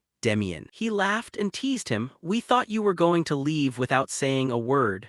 Demian sighed and expressed his sentiments. "I had to say goodbye, who knows when we'll meet again." Suddenly, Kyle laughed and dropped a hint, "You'll see me sooner than you think." He then turned to everyone and announced loudly, "All right, our team leader wants to say a final goodbye, so everyone quiet down and pay attention." Demian held his head high with joy-filled eyes and spoke sincerely, "You've all worked hard. Thank you for following me. Do your best in your new units." Everyone responded in unison, "Thank you for everything, Demian. See you soon." He nodded with satisfaction and replied, "I wish you all the best." A while later, Demian had taken off his uniform and changed into civilian clothes. Just then Dial's soft voice sounded nearby, "Demian." He paused for a beat before turning to observe her. She smiled brightly as she greeted him. "Long time no see, Demian. I'm Dial from the Hamel Trading Guild. It's a pleasure to meet you." Cutting to the scene at a building in town, Dial had everything prepared that he needed. "First, here is a detailed document on how your investment is being utilized." She presented everything seriously. "Based on your conditions, we project a profit return of 3% of net revenue." Demian examined each page with surprise and satisfaction. "Not bad. I didn't expect her to plan out the use of my investments so neatly." Dial offered a professional smile. "If you have any questions, feel free to ask." He put the document down and wrapped it up. "After seeing this, I don't have any more questions. Just go ahead with it." Later on, a staff member will bring the insurance money registered in my name over. She collected the documents, intending to move on to the next procedure. Understood. What about the detailed contract? Suddenly, Demian waved his hand to decline. That won't be necessary. Contracts are only necessary when there's friction between two parties. I trust you'll handle everything well. That sudden display of trust also left Dial quite stunned. You really are a very special person. He placed a small chest on the table and said, please check it. This is the investment as promised. As soon as it opened, she couldn't hide her astonishment. Demian. As soon as it opened, she couldn't hide her astonishment. Demian. Dial was shocked, estimating the investment to be 300 gold coins as promised, but a glance showed it must be over 500. Demian snapped his fingers and explained, that's just my token of appreciation for your hard work. She still couldn't recover, intending to correct a few points. Then I have to adjust the investment amount in the contract. But he still stopped her. It's fine. Deep down, he had been satisfied from the start. She had easily looked down on him because of his young age and appearance. But the documents she prepared for him as a real investor were quite impressive. Dial was suddenly curious about the other party's aspirations. You just finished your training course, right? That means you're about to move to your assigned unit. Where are you going? He calmly and honestly shared, I'm heading west. I've registered for the Neokali's unit near the Bronzerian forest. She went from one surprise to another. What? The Neokali's unit? Don't tell me you volunteered for that. Demian shrugged with a hint of arrogance. Do you think the top student of the class would be forced to go there? The corners of Demian's mouth curled up as he teased her. What's the matter? If I end up dead, that investment would belong to the Hamel Trading Guild anyway. Unexpectedly, Dial reminded him very seriously, please don't say things like that, I don't like that kind of joke. That made him raise his eyebrows in secret admiration. I thought she was just a gentle woman, but at times like this, she's as sharp as a razor. She regained her gentle demeanor and asked further, when are you departing? Demian answered truthfully, 3 days from now. Dial then stood up and made a credible promise. Understood. I will utilize the investment you entrusted to me in the most effective way possible. Seeing her leave, he breathed a sigh of relief. Investment matter is all settled. Demian looked excited, determined to enjoy himself. All right, in 3 days I'll be buried in that terrifying forest. I have to eat some good food to my heart's content until then. So he dived into a tavern, downing many glasses of beer with great satisfaction. Then Demian stopped by a grilled meat stall, buying many skewers and eating ravenously. When he got sleepy, he lay down right on the street and fell into a deep, sound sleep. By the day of departure, Demian held the map and muttered, I should probably get going now. He glanced back to check the supplies. The necessary gear is all packed, time to go. But suddenly a strange feeling pressed against his back, making Demian shudder. Why all of a sudden? When he turned, he was incredibly stunned to see Kyle. Why are you here? He laughed out loud. Didn't I tell you we'd see each other again soon? Demian narrowed his eyes inquisitively. Kyle, don't tell me you. Suddenly, Kyle called out directly, Demian. He spoke with assertive spirit, declaring clearly, do you really think our relationship stops at being classmates in the training camp? I also signed up for the Neokali's unit. Demian, let's both do a great job there, how about it? Kyle walked up, draped his arm over Demian's shoulder and urged, let's go. Just as the two of them were about to leave, a voice called out to stop them. Wait a second. This made Kyle look up in surprise. What? Dial walked over shyly and said, thank goodness I'm not too late. Kyle looked at the girl blankly and asked, what wind brought you here? Demian was also curious. What's with all this stuff? She explained, I heard the Neokali's unit is stationed very far away, so I prepared this wagon for your journey. Inside, there are snacks that last a long time along with some necessities you might need.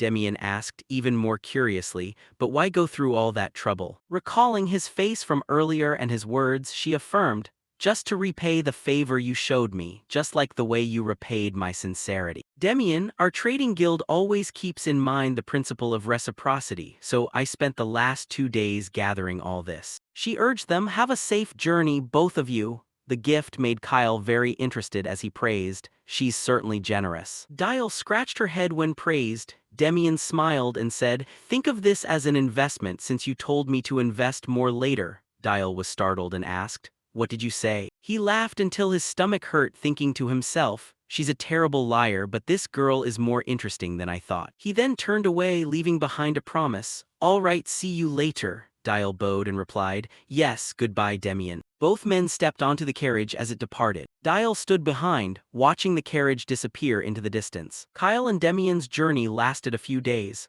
Finally, they could see a town in the distance. Kyle sat in the wagon nauseous and complained, "Damn it, why is this road so bumpy?" Demian remarked, "Walking probably would have left my limbs falling off." He pointed outside and announced, "Regardless, seeing the Urkel Defense Force emblem means we've arrived in Urkel."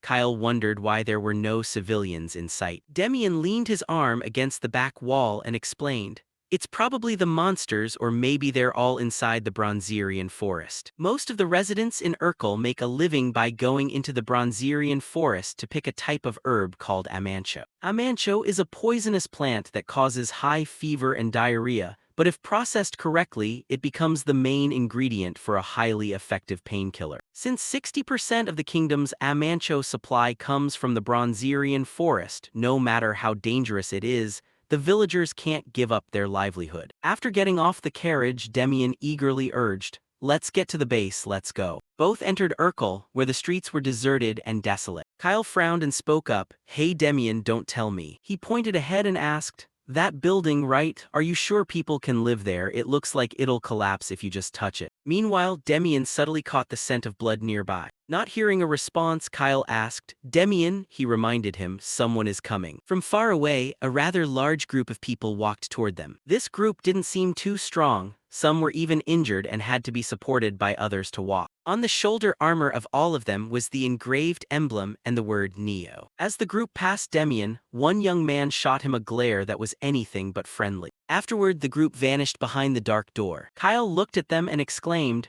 "Good grief, look at their faces, they look like wandering ghosts." Demian just sighed as he reminded him, "You have to get used to that, Kyle. This is a place where people face life and death every single day." He silently wondered why he was suddenly reminded of that incident now. Recalling the past, Demian once stood before a platoon and asked, "In your opinion, what is the most important duty of a soldier?" They excitedly answered from their own perspectives, "To absolutely follow orders. Isn't it to destroy the enemy as efficiently as possible? Even if I die, I have to take 20 of them down with me." Demian frowned, showing he didn't agree with those views. Then he used his strength to rap one soldier on the head, making him cry out in pain and confusion. "Why did you only rap my head?" Demian replied, "Because your answer was the worst. Listen carefully, the correct answer is, do not die." He affirmed, "You are forbidden from dying, never treat your own life cheaply. At all costs, you must survive and return. We must become strong so we don't lose our lives. Is that clear?" Back in the present, Demian sighed and thought, "I still remember the look on their faces when I said that, even though in the end, every single one of them died." Afterward, he informed his companion, "Let's go inside, Kyle," he asked back, confused. Now, Demian turned to ask,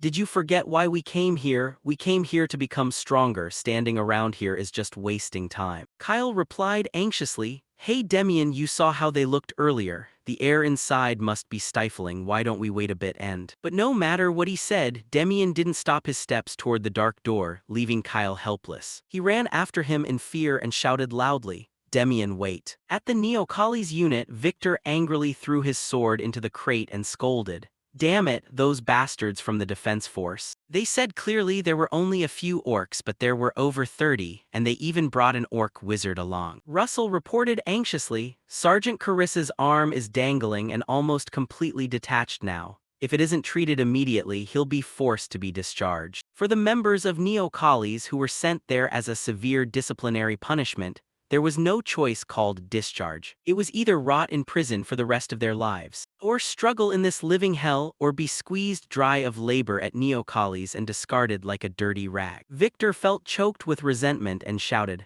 "Damn it, discharged. If he's crippled and tossed out on the street, what is he supposed to eat?" On the Neo-Kalis captain's side, Terran seemed calmer as he proposed a solution. "First, get a doctor, then try to invite a priest from the temple to see." Fabian asked, "Captain, do you know how much those religious fanatics are charging? Our salaries wouldn't even cover the tip." Terran bluntly brought out his coin purse and replied, "It's 20 gold coins, pool the money together." Victor shouted angrily, "Captain, isn't this the money you were saving for your mother's surgery?" He answered with a forced smile, "Her condition has improved. The doctor said an operation isn't urgently needed yet. The other soldiers looked at each other in the eyes. Everyone understood how much their captain had sacrificed for their unit. Everyone then pooled their money together in solidarity. Damn it, count me in. Me too. Dianel brought his contribution hesitantly and whispered, I'd like to chip in too. Victor shouted angrily, hey, since when does the rookie who just joined start chipping in money? Take that money and buy yourself a new pair of boots to replace that tattered pair of yours, kid. The younger one trembled, his voice pleading,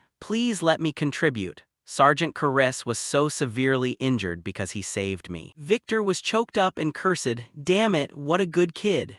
Taran then ordered one of the soldiers, this will take some time, so go get the priest from the temple first. He quickly ran outside to follow the order. Yes, sir. Taran turned to ask another person, Dianel, how old are you this year? He replied, I'm 18, sir. Taran placed a hand on his comrade's shoulder and praised, it's been a year since our youngest enlisted. Now, as long as Caris holds on. From behind him, someone suddenly called out, Captain, I'm reporting, the new recruits we were informed about have arrived. Everyone heard this and cast suspicious looks toward them. Taran answered, new recruits. The intense fighting made me completely forget. He called out loudly, Dianel, he replied, here, sir. Taran draped his arm over the youngest one's shoulder and informed him, let's go. It's time to go pick up your subordinates. In the office, Taran looked at the two new arrivals and asked, are you the new recruits from this batch? Both answered in unison, yes. He silently evaluated each one. That kid looks capable. His build and strength seem pretty good. When looking toward Demian, Taran hesitated. He asked, are you really only 13 years old? He nodded, that's right, sir. Taran thought to himself, he's even younger than Dianel, our youngest, by 5 years.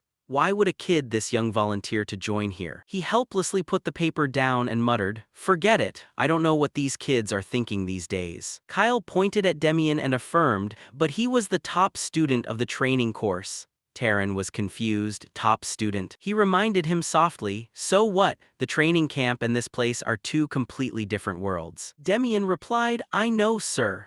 Looking at the boy's nonchalant expression made him blink and ask, you know that and you still showed your face here. He then called out loudly, Dianel, he replied, here, sir. Taran pointed at the two new recruits and ordered, take them to get their spots and tell them to clean up. Dianel replied, yes, sir. Afterward he glanced at the two of them and informed, follow me. Demian and Kyle followed Dianel down the unit's hallway. He slowly explained everything. In Neocollies, there are no ranks. Forget about titles like platoon leader or company commander. The guy earlier is the unit commander and the one next to him is the deputy. Under them, whoever arrives first is the senior. The seniority order is extremely strict. Stepping into the sleeping room, Dianel announced, pick whichever bed you like, though you won't be able to stay in them for long anyway. Kyle asked curiously, what do you mean? Dianel answered, I've been here for a whole year and I'm still the newest one. Do you understand what that means? Kyle replied, how would I know? As soon as he finished, he kicked Kyle's leg hard. He hunched over in pain, holding his leg and growling. Dianel looked at the two new recruits with eyes full of hatred and pain.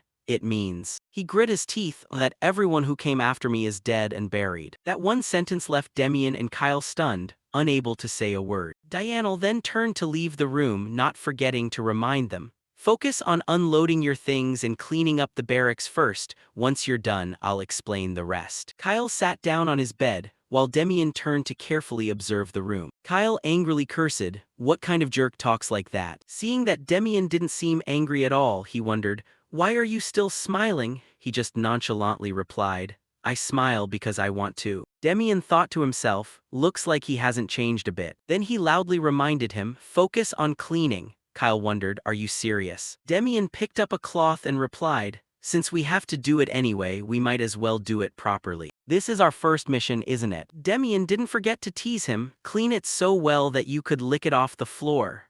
This one sentence made Kyle shout back angrily, do I look like a janitor to you? A while later, at the Neocollies unit's dining hall, Dianel sat quietly in a corner thinking to himself, I'm scared. Every time a new teammate joins and I end up liking and getting close to them. Recalling that time he had spoken in a friendly manner to his new teammates, today is your first mission, right? watch closely. Today's work is light, so just stay in the back. A single minute of distraction is enough to cost you your life. Neocollies is exactly that kind of place. Because I don't know since when, I stopped paying attention to the new recruits. Because sooner or later, they will lose their lives as time goes by anyway. But for some reason, these new kids make me worry, especially that boy. The look in his eyes is as if he already knew me from before.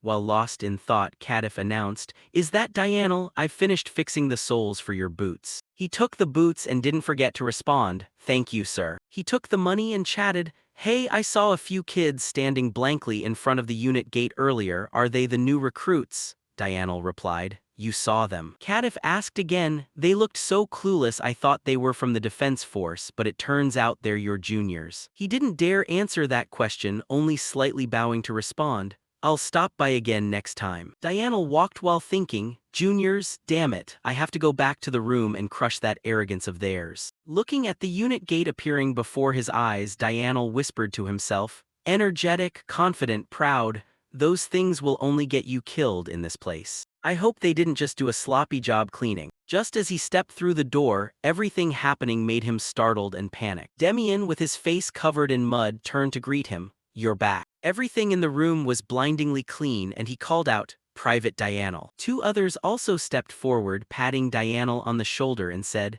"We're startled too. Dianel, how hard did you make the new kids work?" He stammered in fear, "I didn't do anything, sir." Demian then carried a basin of water over to report, "We have finished cleaning as ordered. May I ask you to inspect if anything is still not up to par?" Dianel looked at the room, which was sparkling clean without a speck of dust, feeling bewildered and anxious in his heart.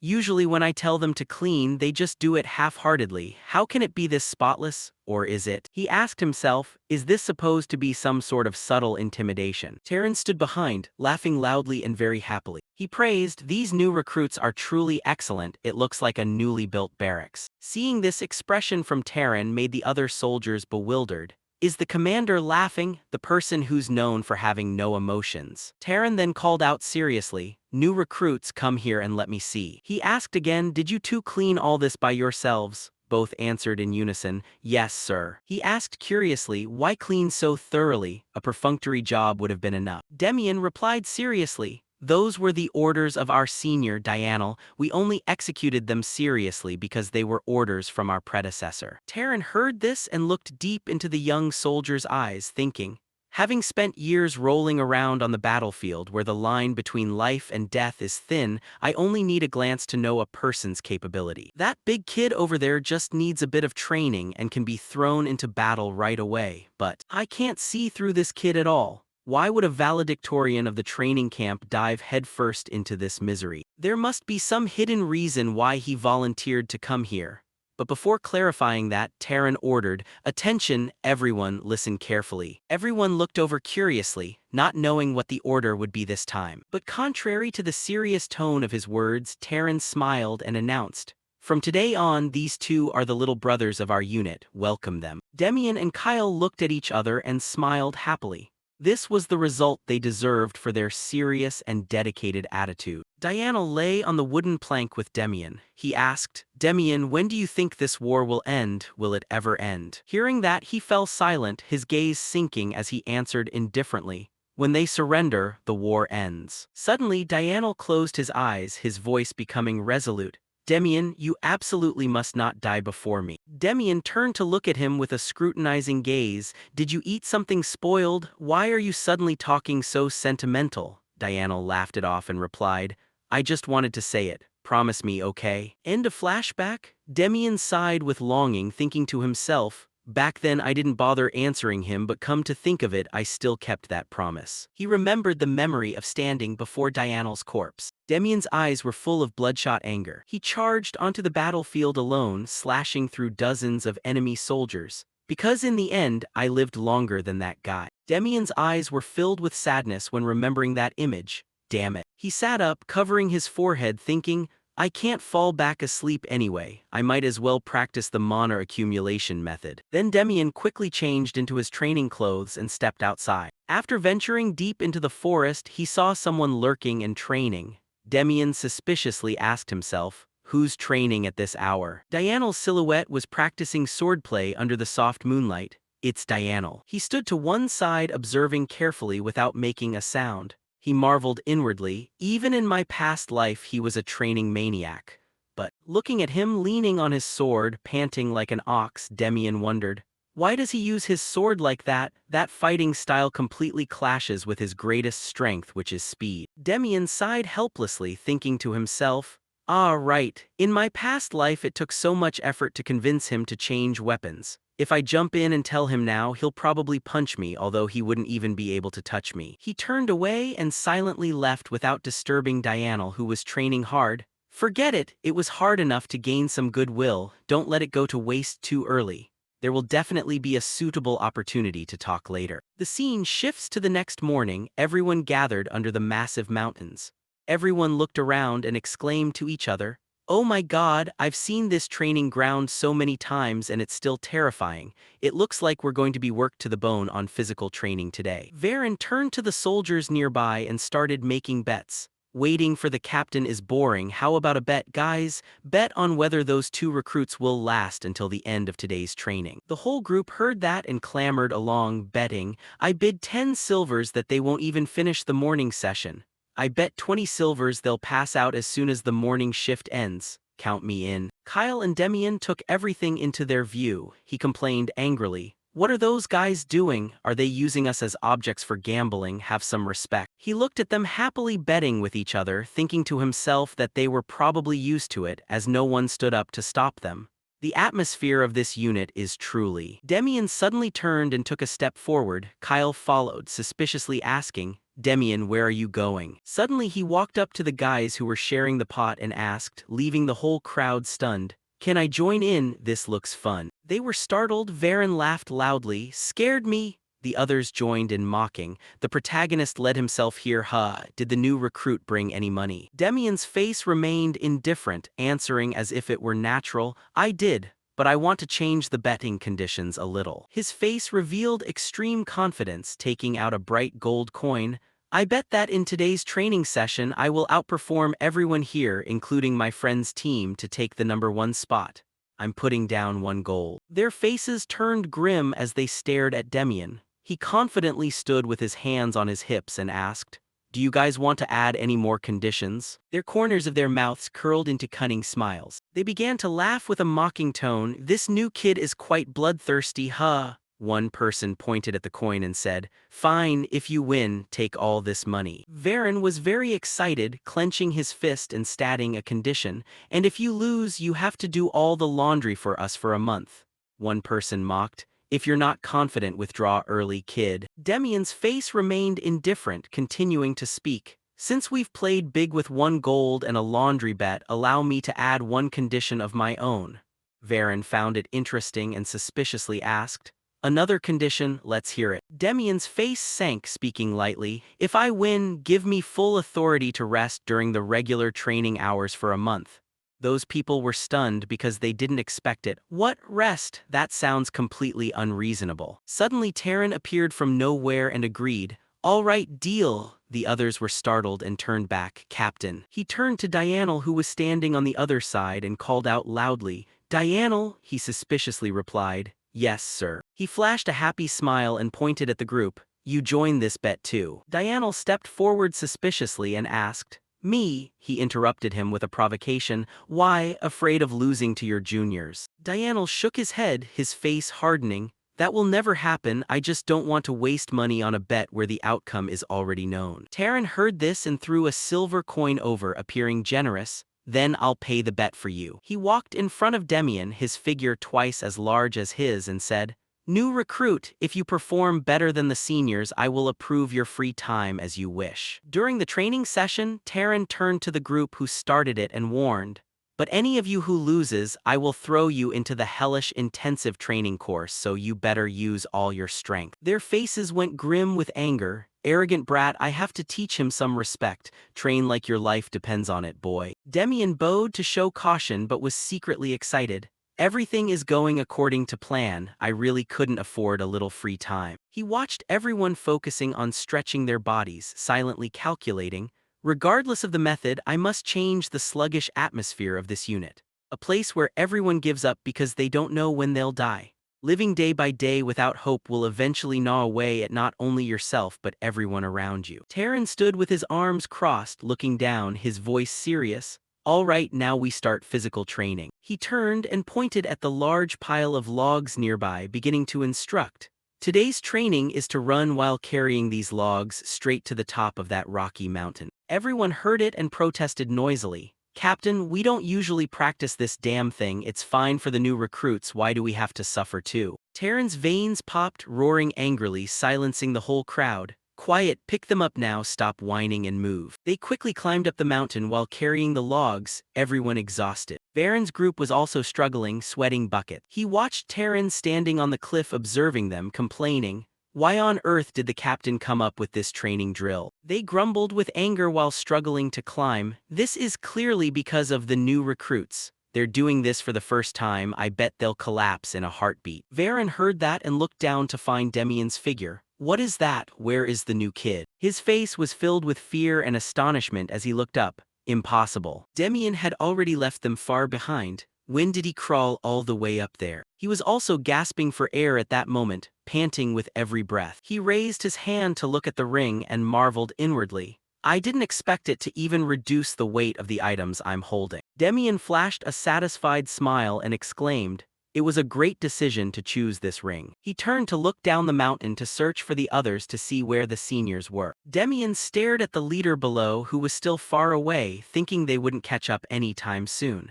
The only one trying to keep up was. Demian stared at the person straining to chase him with certainty. It must be Dianel. He carried the log while exhaling long, weary breaths. Dianel's eyes stared upward, sweat rolling down. He's almost at the top. He looked at Demian's happy and expectant face, thinking, I thought he was just at the level of a training camp valedictorian. But this. A while later, the first footsteps reached the mountain peak. Demian slammed the log onto the ground with great confidence. Number 1 position, a complete sweep. Terran, waiting on top, was quite astonished. He actually reached the finish line first. He looked at the second person approaching and also marveled.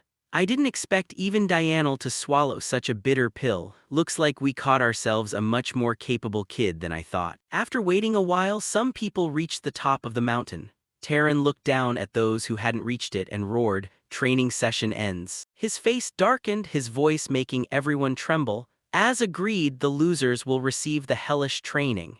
Everyone who came after the new recruits, lie down now. Suddenly, Varen rushed over with a panicked look, calling out loudly, making him suspicious. Captain, he, with a panicked and terrified face, said with a rushed voice, look towards the unit building. Terran followed where he pointed, and also widened his eyes in horror. A red flag was fluttering at the barracks in the distance, and the whole group panicked. Is that the red flag for a level 1 emergency alert? The majestic, ancient city gate stood tall under the pale yellow sunlight. Terran walked quickly inside to ask, why was the red flag raised? The subordinate reported, people have died in the Bronzerian forest, sir. He grabbed the arm of the chair, slowly sitting down. What are the victims' details and specific location? The subordinate continued. They were herb gatherers. That place belongs to the restricted area. Terran gritted his teeth, unable to hold back a curse. Damn it, why do they keep diving into a place that's already restricted? He squeezed his hand resting on the table and continued asking, have you grasped the damage level and information on the monsters that appeared yet? The subordinate reported nervously, both are still unclear, sir. However, those herb gatherers went with 6 mercenaries. He hadn't finished his sentence before being interrupted by a voice. Still no information on the monsters yet? Terran looked over. Aaron, how many people can be mobilized right now? He calculated and gave the answer. Excluding the injured, there are about 70 people. Without hesitation, he decisively made a decision. Discard the minor injuries. Assemble about 50 people. Make it quick. Aaron bowed respectfully and followed. Understood. Terran's brow furrowed tightly. He thought tensely. The situation seems critical. The frequency of military deployments is getting thicker. Is that forest changing? After those summoned were fully present, Terran walked up to them and asked, are everyone fully assembled? Everyone shouted in unison, understood, sir. He immediately ordered, everyone arm up. Just as he finished speaking, Demian approached, panting as he suggested, we want to go too. Taran turned sharply to refuse. No, training results may be good, but actual battlefields are a different story. You two stay in the barracks. His face full of seriousness and determination, Demian held his ground. We only want to follow as baggage carriers in the rear, sir. During the physical fitness test, you saw our strength and endurance already. Kyle followed up. We will definitely do a good job. He didn't answer immediately but lowered his eyes to contemplate. It's so embarrassing. Now I have to borrow the strength of these new kids. A while later, Taran turned around and dropped a sentence. All right, as long as you don't participate in the battle, just carry the spare equipment and wait in the back. Dianel, hand over the spare equipment to these kids. He shouted loudly to accept the order. Understood. Receiving permission, Demian looked at Dianel beside him. Bronzerian Forest, if I remember correctly, this was when Dianel. He was expressionless, blurting out, there are demons in Bronzerian Forest. He planted his staff on the ground, wiping the sweat from his face, appearing somewhat incredulous. Demons? What kind of ridiculous nonsense is that? Dianel started to panic. That thing is not an ordinary monster. If I hadn't seen it with my own eyes, I wouldn't have believed it either. An orc possessed by a demon killed a steel wolf. Usually it takes 5 orcs charging in to even stand a chance. Because of it, we were forced to abandon that land. If not for that monster, Neo-Collies would not have been disbanded. Demian frowned and rubbed his head. Damn it, the information is all over the place, I can't string it together. With it being like this, even if I have to be a errand boy, I must go there to check it myself. After preparing, Taran shouted above, is everyone done preparing? Everyone answered in unison, yes. He began to caution them. I'll say it again, once you step into battle, you must calculate every situation that could happen. If you see something dangerous, it's best to avoid it. The top priority for everyone is to keep your life and return safely. Is that clear? Everyone shouted, clear, Captain. When the preparation was finished, Taran made the decision, let's move out. Behind him, he followed the group, thinking to himself, finally, the first actual battle has arrived. Moving for a while, everyone entered the forest. He walked while assigning tasks. We'll search the surrounding area first, divide into teams of 3, but absolutely do not let each other out of your sight. Taran glanced at Demian and Kyle, reminding them, you two follow me and don't you dare fall behind. He replied, yes, sir. Kyle also nodded, understood. Meanwhile, Demian's gaze swept around, assessing the situation. So this is where the restricted area begins. There's nothing too special about this forest. Then why on earth does this place? His brows knitted tightly as if he had discovered something. Stink of blood like a battlefield. Thanks to 5 years spent teetering on the edge of life and death on the front lines, the moment he stepped in here, every instinct in his body was screaming a warning. Demian gripped his weapon tightly and told himself, this place is extremely dangerous. Just as he broke free from his thoughts, a sound suddenly rang out, grabbing everyone's attention. Taran quickly scanned the direction of the noise. Did you find something? Victor shouted to report, Captain, over here. When they rushed to the scene, the sight before them was stained a horrific, deep red. Aaron stood to the side, cautious, offering his opinion.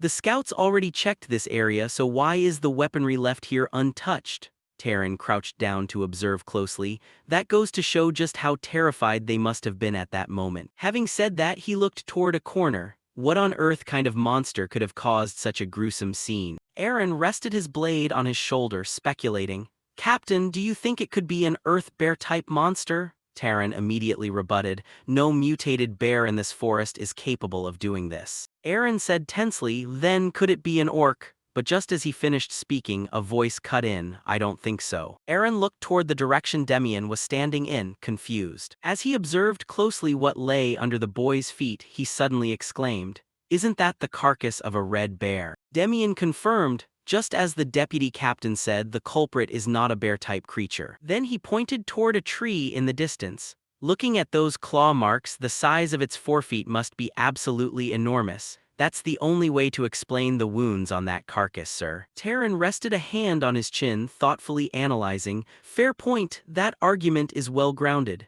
He asked with a hint of curiosity, where did you learn all this stuff? He answered seriously, my father used to be a hunter. I'm not exactly a woodsman, but I've heard plenty of things here and there.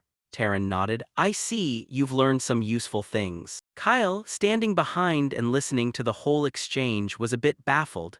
"Hey Demian, didn't you say your dad was a soldier before?" Before he could finish his questioning, the boy shot him a cold, warning glare that made him shut his mouth. Time passed and Terran made his decision. "That's enough for today. Retreat. Gather the bodies carefully, we have to return them to their families." Following the group as they worked together to clean up, Demian agreed. "Indeed, if we just keep blindly pushing forward now, it's no different than seeking our own deaths.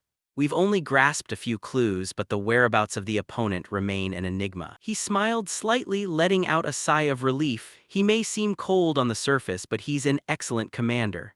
No wonder Dianel back then respected such a wonderful person. Terran was still standing to one side, seriously urging the group, "Let's pull out, hurry it up." Right at that moment, Demian was startled to discover something abnormal. He shouted at the group, "Everyone get out of the way." As soon as the words left his lips, a massive boulder fell from out of nowhere, emitting a earth-shattering sound. Many subordinates didn't dodge in time and were crushed beneath it. The area was thrown into chaos. "My leg!" Someone turned pale. "Where the hell did that massive rock fly in from?" Demian quickly turned back and called out, "Kyle." He sped up, running over to use his strength to lift the rock off the comrades. He also quickly stepped in to help, gritting his teeth to push the boulder away. After a period of struggling, it was finally lifted up. Terran saw his chance and seized it.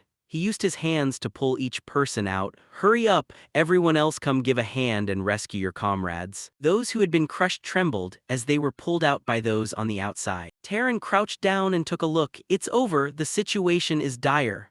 Demian, standing next to him, rummaged through his pack. "Chew on this, sir." He took out a plant and instructed him seriously. "You have to chew it for a long time to swallow the juices, that way the pain will ease somewhat." He was startled and reached out to stop Demian. "Sleeping grass might have pain-relieving effects, but it's a poisonous plant. Swallowing it directly without neutralizing the poison is." He didn't change his expression as he explained. "If eaten together with the seeds of this thistle-like fruit, it can neutralize the toxicity. While you're still conscious, try to chew as much of it as possible." Finally, Terran didn't interfere further. He fell into deep thought. This kid, how does he know about these things? Once he finished giving the painkiller to his comrades, he proposed, "Captain, we must retreat immediately. That boulder certainly didn't fall on its own. The culprit is clearly still lurking around here." Right when he finished speaking, the scene before them left Demian and the captain frozen. A monster. Seeing the giant bear before them, he couldn't help but exclaim,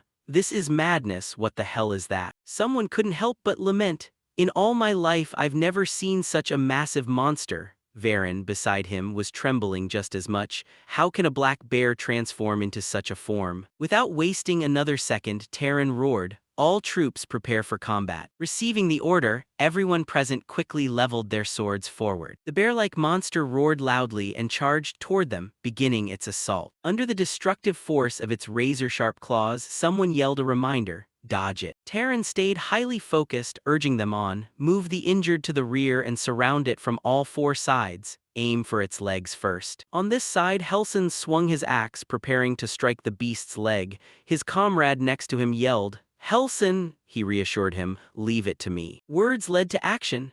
Helson built up momentum and powerfully swung his razor-sharp axe blade down. A powerful slash landed squarely on the bear's leg. However, upon closer look, the blow didn't affect it even in the slightest. He thought to himself, this strike could split an orc's thigh in two, but it... Seeing Helson frozen and unresponsive, Terran behind him rushed closer to remind him, "Helson, focus." At that exact moment, the beast raised one arm high. Next, it decisively slammed it down onto his body. Under the immense force, both his axe and Helson's body were sent flying a distance away. He crashed onto the ground, gasping for air as he watched the beast rampaging in front of him. It approached him, once again raising its razor-sharp claws. The beast ruthlessly slammed them down. The ground beneath it shattered into many pieces. Witnessing the entire thing, Terran couldn't help but grit his teeth and curse, "Damn this monster." He glanced toward a corner, silently assessing, "3 comrades have already fallen. Today I absolutely have to take the life of this beast." Terran regained his focus, stared straight at the beast and ordered, "Charge, attack now." Every sharp sword tip was pointed straight toward it. He roared again, "Damn it, keep stabbing until you pierce through it." Seeing Demian and the others intent on moving forward, one guy blocked the two of them and stopped them.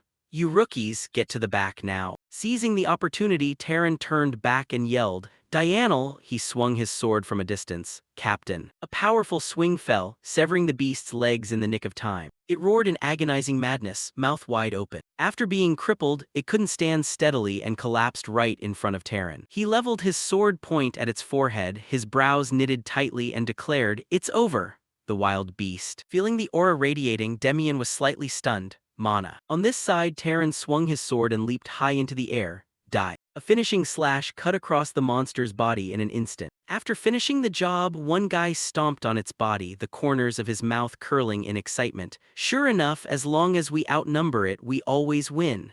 The guy beside him replied, "You got what you deserved, you pig." Terran reached toward the beast, silently evaluating it. "I don't know where this demon creature crawled out from. Furthermore, he pulled back its thick fur and discovered something abnormal. These spots." Helson asked anxiously, "Could it be infectious?" "Usually, people with infectious diseases also have spots like these." Demian, standing in a corner witnessing this, had his eyes wide open. So it really was those spots. He took a step toward the monster's carcass, suddenly appearing here. There is only one way for a grotesque creature like this to exist. We must immediately investigate the source of this monster. Terran didn't waste any more time quickly distributing tasks. Aaron, take the men and scout the surroundings. Varen, peel the hide off this thing to bring back for armor. He spoke up, cutting in immediately. "It seems the hide of this thing isn't usable, sir." Aaron asked back, confused. "What, why?" Terran was slightly startled, biting his lip while staring intently at Demian. Terran observed the boy's expression, reaching the conclusion that the kid definitely knew something. Terran made another decision. "Leave the hide, everyone retreat. Also you, that new recruit. Follow me right now." After returning to headquarters, Terran summoned Demian into a private room. "Sit down." He nodded. "Yes, sir." Terran's face was serious as he looked straight at Demian to ask, "Do you know anything about the monster with the black spots that we found in the forest?" He remained silent for a moment before deciding to speak his mind. "According to what I've seen, there's a high possibility that it was infected by evil mana, Makai." He was startled and blurted out, "Evil mana, the dark energy that dark mages often use." Demian confirmed, "Yes, sir." Terran said tensely, "So that means there is a dark mage hiding in the forest? I assume you know dark magic is strictly forbidden." He lowered his eyes and shook his head in denial. "At the moment, I still can't say for sure, sir. It could be a dark mage or it could be an evil artifact that has accumulated evil mana in that place." Evil mana, the power borrowed from worshipping and sacrificing to demons. Anyone consumed by this evil mana for a long time only meets a tragic, horrific end. Demian frowned slightly, thinking to himself, the Bronzerian forest is known for having magic stones infected with evil mana, but wasn't it supposed to be in this era that it started acting up? The existence of that magic stone was only known to the world after a catastrophe that shook the Empire in the next life. Neocalis discovers a demon-possessed monster in the Bronzerian forest. The Imperial Army puts together a punitive force, entering the Bronzerian forest to eradicate the monster. A possibility flashed through his mind. What if? His eyes widened. What if everything is just beginning at this very moment? The longer evil mana is left, the more it will assimilate and mutate other monsters, making them stronger. Therefore, if I strike before the power of the evil mana expands, I can destroy it. Terran sighed heavily. "How are you so knowledgeable about these things?" He shared honestly. "My father used to be a hunter. Although I'm not an expert on the woods, I've overheard many things." Terran nodded. "I see, you've learned some useful things." He seriously demanded, "I want to hear more details about that." Having said that, Terran fell into deep thought, for their current situation was no different than a drowning man finding a plank. Demian didn't hesitate to nod. "Yes, sir, my father told me that." On this side, a whine suddenly rang out. "Oh man, my whole body is aching." A man clutched his head gloomily. "Yesterday's mission exhausted me to the bone." At the bed, Demian picked up a pillow and reminded him. "Kyle, wake up," he replied with a twisted expression. I know, I know." Just then, Varen kicked the door open to bring news. "Big trouble, everyone. I heard the Bronzerian forest has been sealed off. Starting today, not only the herb pickers but even us are barred from entry. So in the near future we don't have to go on missions, just stay home and train." Someone clenched their fists excitedly. "Awesome, that's like a gift from the heavens." The other soldiers nodded in agreement. "Since so many of us are injured anyway, taking this chance to rest up is just right." Kyle saw Demian sighing and asked, Demian, why are you looking so gloomy? Aren't you happy, kid? He replied sadly.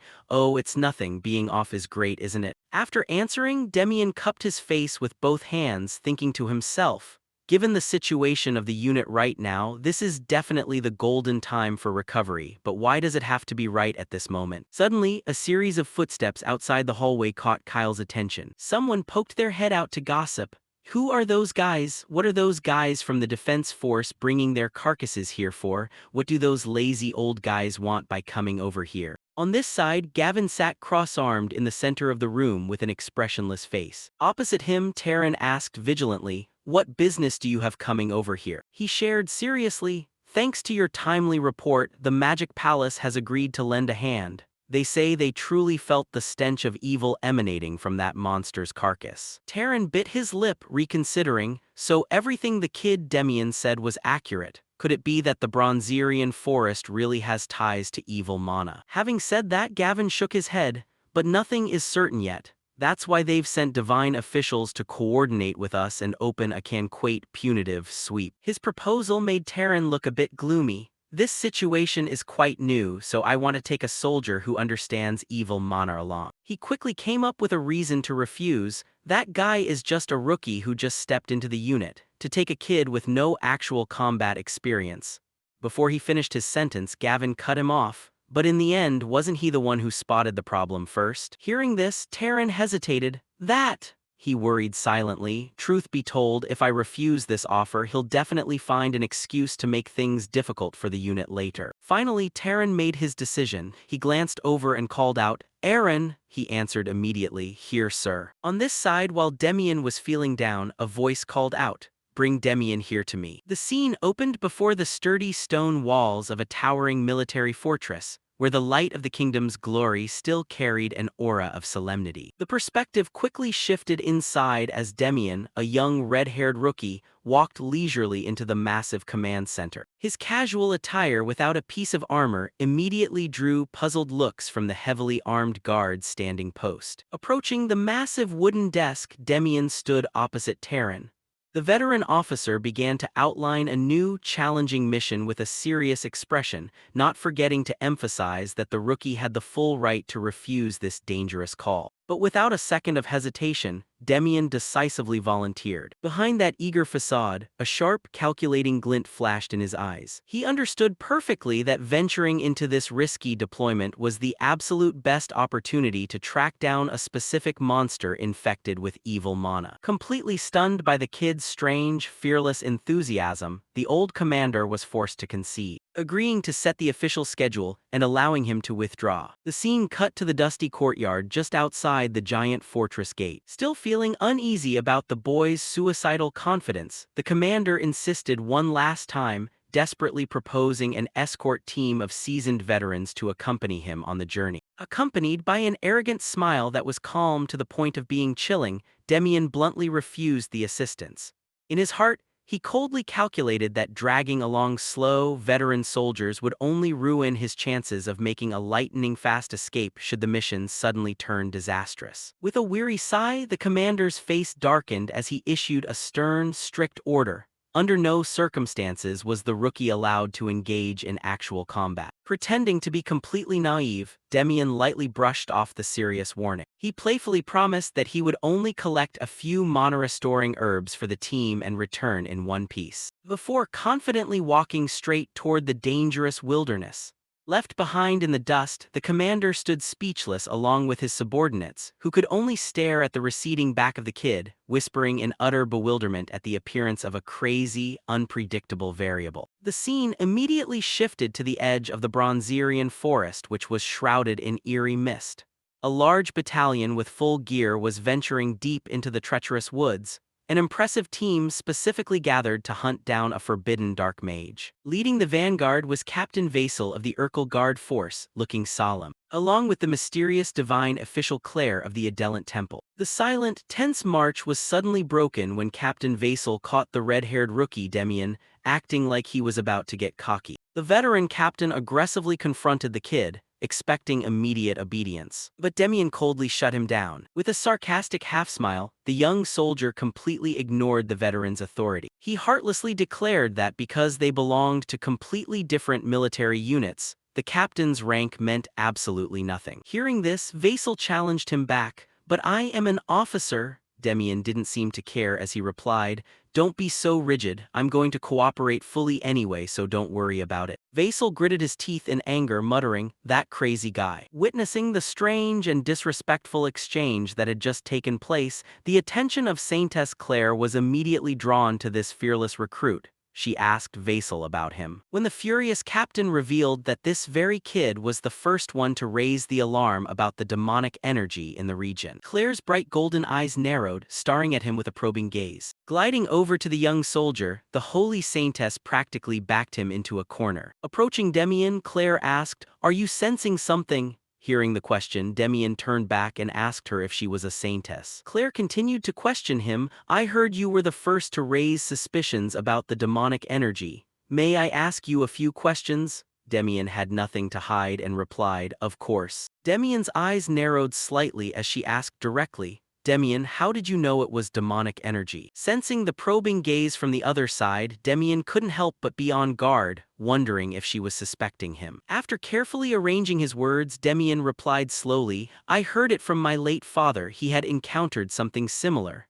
Hearing this, Claire was somewhat surprised and asked, "Could you tell me more in detail?" Demian asked Claire back if she had examined the corpse, and Claire quickly confirmed that she had inspected it together with the high priest. Demian's expression turned serious as he spoke. "I know most of the monsters in the Bronzerian forest, but that one was the first time I've ever seen one like it in my life. It lacked rationality and had black spots on its skin, so I thought it had been infected by demonic energy." Claire asked suspiciously, "Did you learn this from your father?" Demian nodded to confirm it. Claire said goodbye and left once she had heard his answer. Afterward, Claire approached Vasil and spoke up, "Perhaps we need to advance a bit deeper." Hearing that, Vasil immediately called out to the soldiers, "Everyone, advance deeper. Report immediately if you see anything suspicious around." The heavy footsteps of the army echoed throughout the forest. Demian silently retreated to the edge of the formation. He calculated that the regular soldiers could handle basic scouting, but he knew he needed to go much deeper to intercept his true target. Suddenly, a guard spotted Demian crouching in the dense bushes and panicked. He shouted to the others that there might be a monster lurking nearby, and weapons were immediately drawn. But the panic quickly turned into annoyance when they realized Demian was just happily digging up a rare mana-restoring root. Feeling completely foolish, the guards turned red with rage and shouted at the new recruit, asking if he thought he was out for a picnic in the woods. The innocent look on Demian's face vanished immediately. He cast a cold, deadly glare at the guard who had just shouted. He warned him in a chilling tone that speaking without thinking would lead to an early grave. He calmly reminded the angry soldiers that searching was their job, not his, and asked what problem there was with his actions just now. The guard shouted, "You're the reason the whole team got startled. Stop doing things that hinder the search." Demian ruthlessly mocked their cowardly reaction.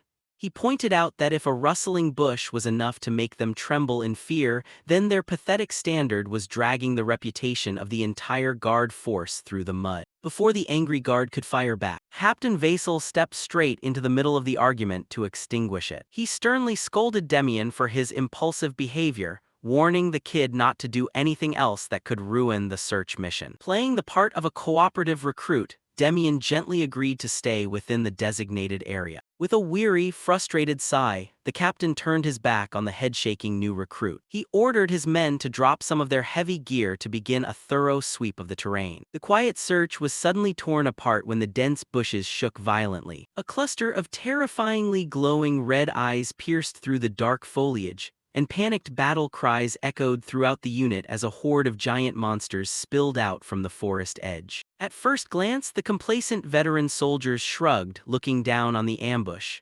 Seeing only a pack of ordinary wild orcs, they confidently drew their weapons, expecting a quick and easy slaughter. But their arrogant smiles were instantly extinguished in the blink of an eye when they looked closer. One of the soldiers froze in utter horror upon discovering the sickly black spots and the fire-red eyes covering the creatures' bodies. The terrifying truth struck them. These were not ordinary monsters but savage orcs that had been completely mutated by evil demonic energy. With a thunderous roar, a giant corrupted beast charged straight at the front line. Moving at an unnatural speed, the monster easily closed the distance before anyone could react. A heavy blade swung down, aimed straight at the guard who was standing frozen. The others shouted for him to back off, but it was too late. The guard was completely frozen in fear, resigned to a brutal death as he realized the strike was simply too fast to dodge, but the lethal blow never hit the target. A jarring metallic clang echoed throughout the forest as the heavy attack was perfectly deflected. A loud sharp command rang out, "Snap out of it." It was Demian with a stream of vibrant mana flaring up around his body. The new recruit coldly asked the terrified veteran how much further he intended to drag the proud reputation of their unit through the dirt. On this side, Captain Vasil immediately shouted to warn everyone, "All troops form ranks. Split into groups of 3 to block the orcs. Phil, Euros, Terran, you 3 have the mission of protecting the Saintess." The 3 of them immediately agreed. And while Captain Vasil was still explaining the plan, Demian in the back was silently calculating. That calm demeanor shows he must be an incredibly experienced warrior. Just like that, both sides began to clash with one another. Right at that moment, a sudden scream drew the protagonist's attention. He turned to the side and saw that Claire's group was in danger. Demian looked at their blood-red eyes filled with brutality and guessed something.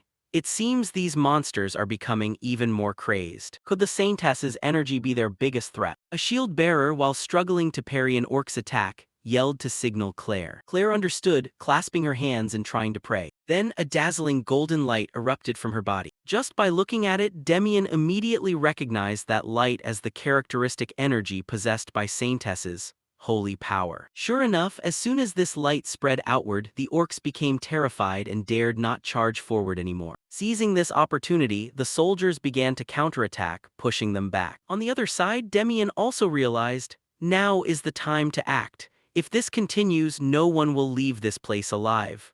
The captain had strictly ordered no interference in the battle, but he couldn't just stand on the sidelines. Thinking of this, he channeled power into his legs and lunged straight forward. He charged up behind the orcs, and while they weren't paying attention, Demian quickly pierced the throats of these monsters, causing their giant bodies to collapse forward. The soldier saw this and shouted in surprise, "Why are you here?" Demian had no time to explain, so he shouted loudly, "Hurry and rescue the others, be quick." The soldier gritted his teeth and turned toward Claire, muttering, "But what about the Saintess?" Demian shouted again, "Leave her to me, go." At this point, the other 2 didn't hesitate anymore and nodded, understood. Immediately after, they quickly ran to provide support to the others. On this side, Demian also turned to check, "Are you okay, Saintess?" Claire's face was still bewildered, seemingly unable to shake off the shock. This was more than Demian could take. He grabbed her face and shouted, "Hurry and wake up, do you want to see everyone die in this place?" Claire gritted her teeth and shook her head, "It's not like that." Demian immediately understood her condition.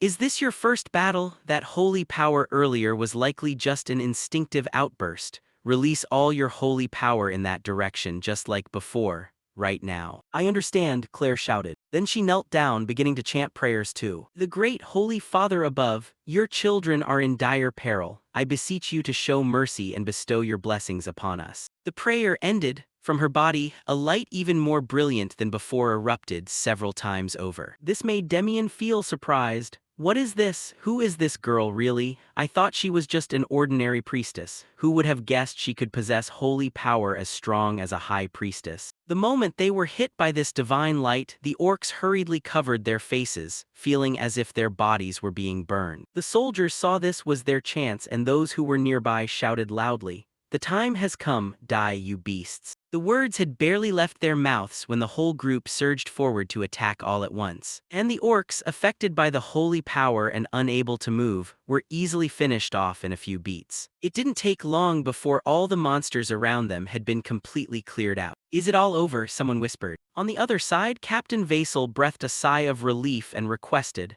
"Hurry and report the casualties. Is anyone seriously injured to the point of being unable to move on their own?" A soldier approached to report the situation. "We lost 8 soldiers," Hearing this, the captain just said quietly, "Collect and preserve their bodies carefully, we will all go home together." Then he turned to Claire, "Saintess, do we need to continue advancing deeper? We still haven't found a trace of the demonic energy." Replying to the question, Claire refused, "No need, that is no longer necessary. They have certainly been infected by demonic energy. This land seems to have been completely tainted by evil energy. It is possible that there is something much more terrifying lurking deep inside. Immediately after submitting the official report, we must organize a subjugation squad." After hearing her words, the corner of Demian's mouth twitched into a smile. Finally, the subjugation squad is about to be organized, huh? Likely, a large-scale elimination force with many saintesses will be organized, and the Neo-Caliph's unit will take the vanguard. At this moment, a young man approached Demian with an embarrassed face. By the way, thank you for saving my life." The other two also bowed and said, "If it weren't for your timely help, I wouldn't have been able to keep my life. I am very grateful for your support." Hearing them speak like that, Demian scratched his head awkwardly. "It's nothing, just a small thing." Saying that, he let out a heavy sigh. "I spent so much effort gathering these to give to the Neo-Caliph's unit." He took some herbs from his fabric pouch, and then quickly ran toward Vasil. "Hey sir, please help me certify these herb gatherers in Urkel." Vasil turned to look at him, questioning with an angry gaze. "What?" Demian held out his pouch of herbs as proof. "Do you know how unreasonably high those people in Urkel raise herb prices? They sell them 5 times more expensive than the market price in other cities. All the salary I traded with blood and tears went to buying these medicines. Use these medicinal materials to save the injured soldiers." He said this while shoving the pouch at Vasil, surprising him, but he quickly nodded, "Thank you very much." Afterward, he turned and shouted to the remaining soldiers, "All troops retreat, carry the fallen comrades and take good care of the injured." On this side, Claire watched Demian's figure, and a faint smile appeared.